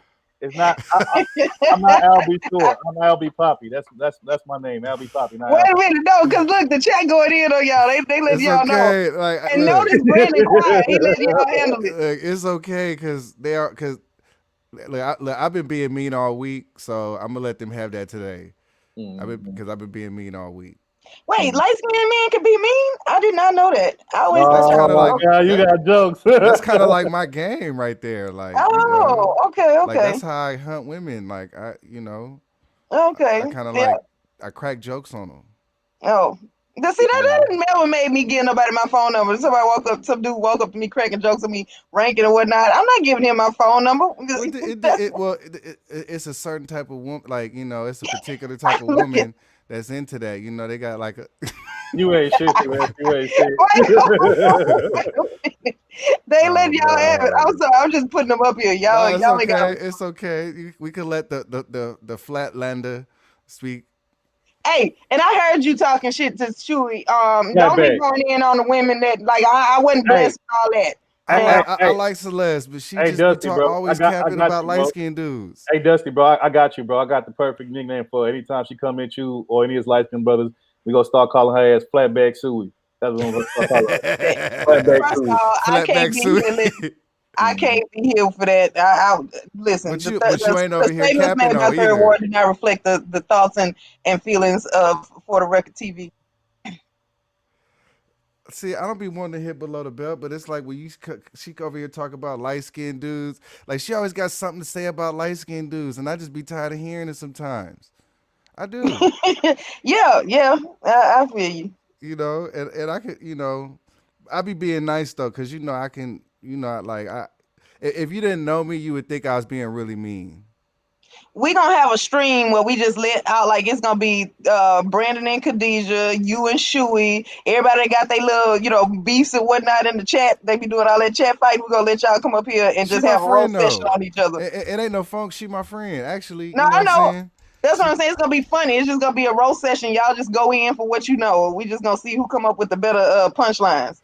It's Topaz, a tournament. Topaz, you and Ed the incel. No, because I be going back and forth with Ed. I don't know what the hell Ed be on. He just be that's Ed is funny. self-deprecating. See, It's Ed act like versus he ain't got no himself. game, but he got game. Yeah, Ed got game, bro. He be Ed trying to got act, game. Yeah, he be trying to act like he ain't got no game. He don't get Right. no women, but I don't Ed believe be that. capping. Yeah. Ed had Khadijah and Taylor at the same time, man. Y'all just don't know about that story. Allegedly. But yeah, we appreciate you, Dusty, for coming on through, bro. Yeah, man, I'm gonna jump off, man. Y'all have a good day. Come on, All right, Dusty, come back, bro. Come back through, bro. Don't I'm be a gonna stranger. still be in the clouds, man. All right, bro. We appreciate you. All right, bro. You know what I'm saying? So, all right, Brandon, bro. What you got, bro? What you got? Yeah, man. This was a dope show. First episode for 2021, man. We came back strong for the Record TV, man. I appreciate everybody coming through and showing support. Brandon, that kind of sounded a little sing-songy. You saying that you got a new freestyle lined up? Because I heard the artist in you almost fall out just now. So is that what you're saying? Is that an album coming soon, Brandon? But be on the lookout for me and Khadijah's channel. It's probably coming out in 2025. It's coming out soon, so we gotta get ready. What's it gonna be called, bro? What y'all gonna call it? Taco Bell and love. For the love of Taco Bell, y'all. For the love of Taco Bell, yeah. For the love of Y'all Taco got it. Bell, yeah, you ain't shit. All right, let me say this. So once again, another great show. Appreciate everybody that came out, all our subscribers, supporters. We appreciate y'all. We do it for y'all. You know what I'm saying? We try to provide y'all with something different, something unique, something that's not all about drama and mess. And sometimes I'm not gonna lie, we can do a little bit of fuckery over here. We can get into the little drama and whatnot, but for the most part, we keep it clean and we don't go too far with it. And we appreciate y'all for appreciating that or whatnot. And like I said, we just do this for y'all, but we appreciate all of y'all and hope everybody had a happy new year and hopefully everybody has a great 2021. I guess we'll just have to take it one day at a time and see how it goes, but hopefully it's better than 2020. But we appreciate y'all. And we definitely will catch y'all on the next one. That's absolutely correct. I don't have no last thoughts except for, pay attention to what we talked about. We have fun over here, but we did actually have some good information. One, if you're going to be famous, understand that come with responsibility. And two, stop abusing your kids and being mad at people because you can't go out. I'm irritated too, but you don't see me abusing people and being on TV for violence and all of this. So, we got to get this community back together. So bye, y'all, and thanks for coming. And again, one more last thing. Like I said, me and Dusty bringing light-skinned niggas back 2021. Be on the lookout for it. Team dark skin, we in the building. We still run this world. We still run the world. Melanated kings and queens. It's one of each. It's light, dark, and middle. For all three. All right. Hey, this representation matters. 2021. Yep. All right. If we had a female to the addition, what color she got to be? I mean, at this point, she got to be like a ghost because we got everything covered. We got to get Becky. We got to get Becky. We got to get Becky. Get out of there, bro. Get out of there, man. Get out of there. You know gonna deal with some snow. You know what? If we do, I wouldn't even have a problem with that because I'm gonna be me. I'm gonna just tell you right now, I'm gonna still be me. So she got to be. If she get up here, she gonna have to learn how to handle it. You can't say the C word. You can't say the C word now. Topaz, you know that tracker. Oh, yeah, no, I don't say that because to me, I just feel like I'm not gonna give them that satisfaction. I'm gonna say some other stuff. I'm gonna pull out my George Jefferson. All right, peace, y'all, man. We out of this junk. Appreciate y'all. Peace, man. Catch y'all on the next one. All right, bye, y'all.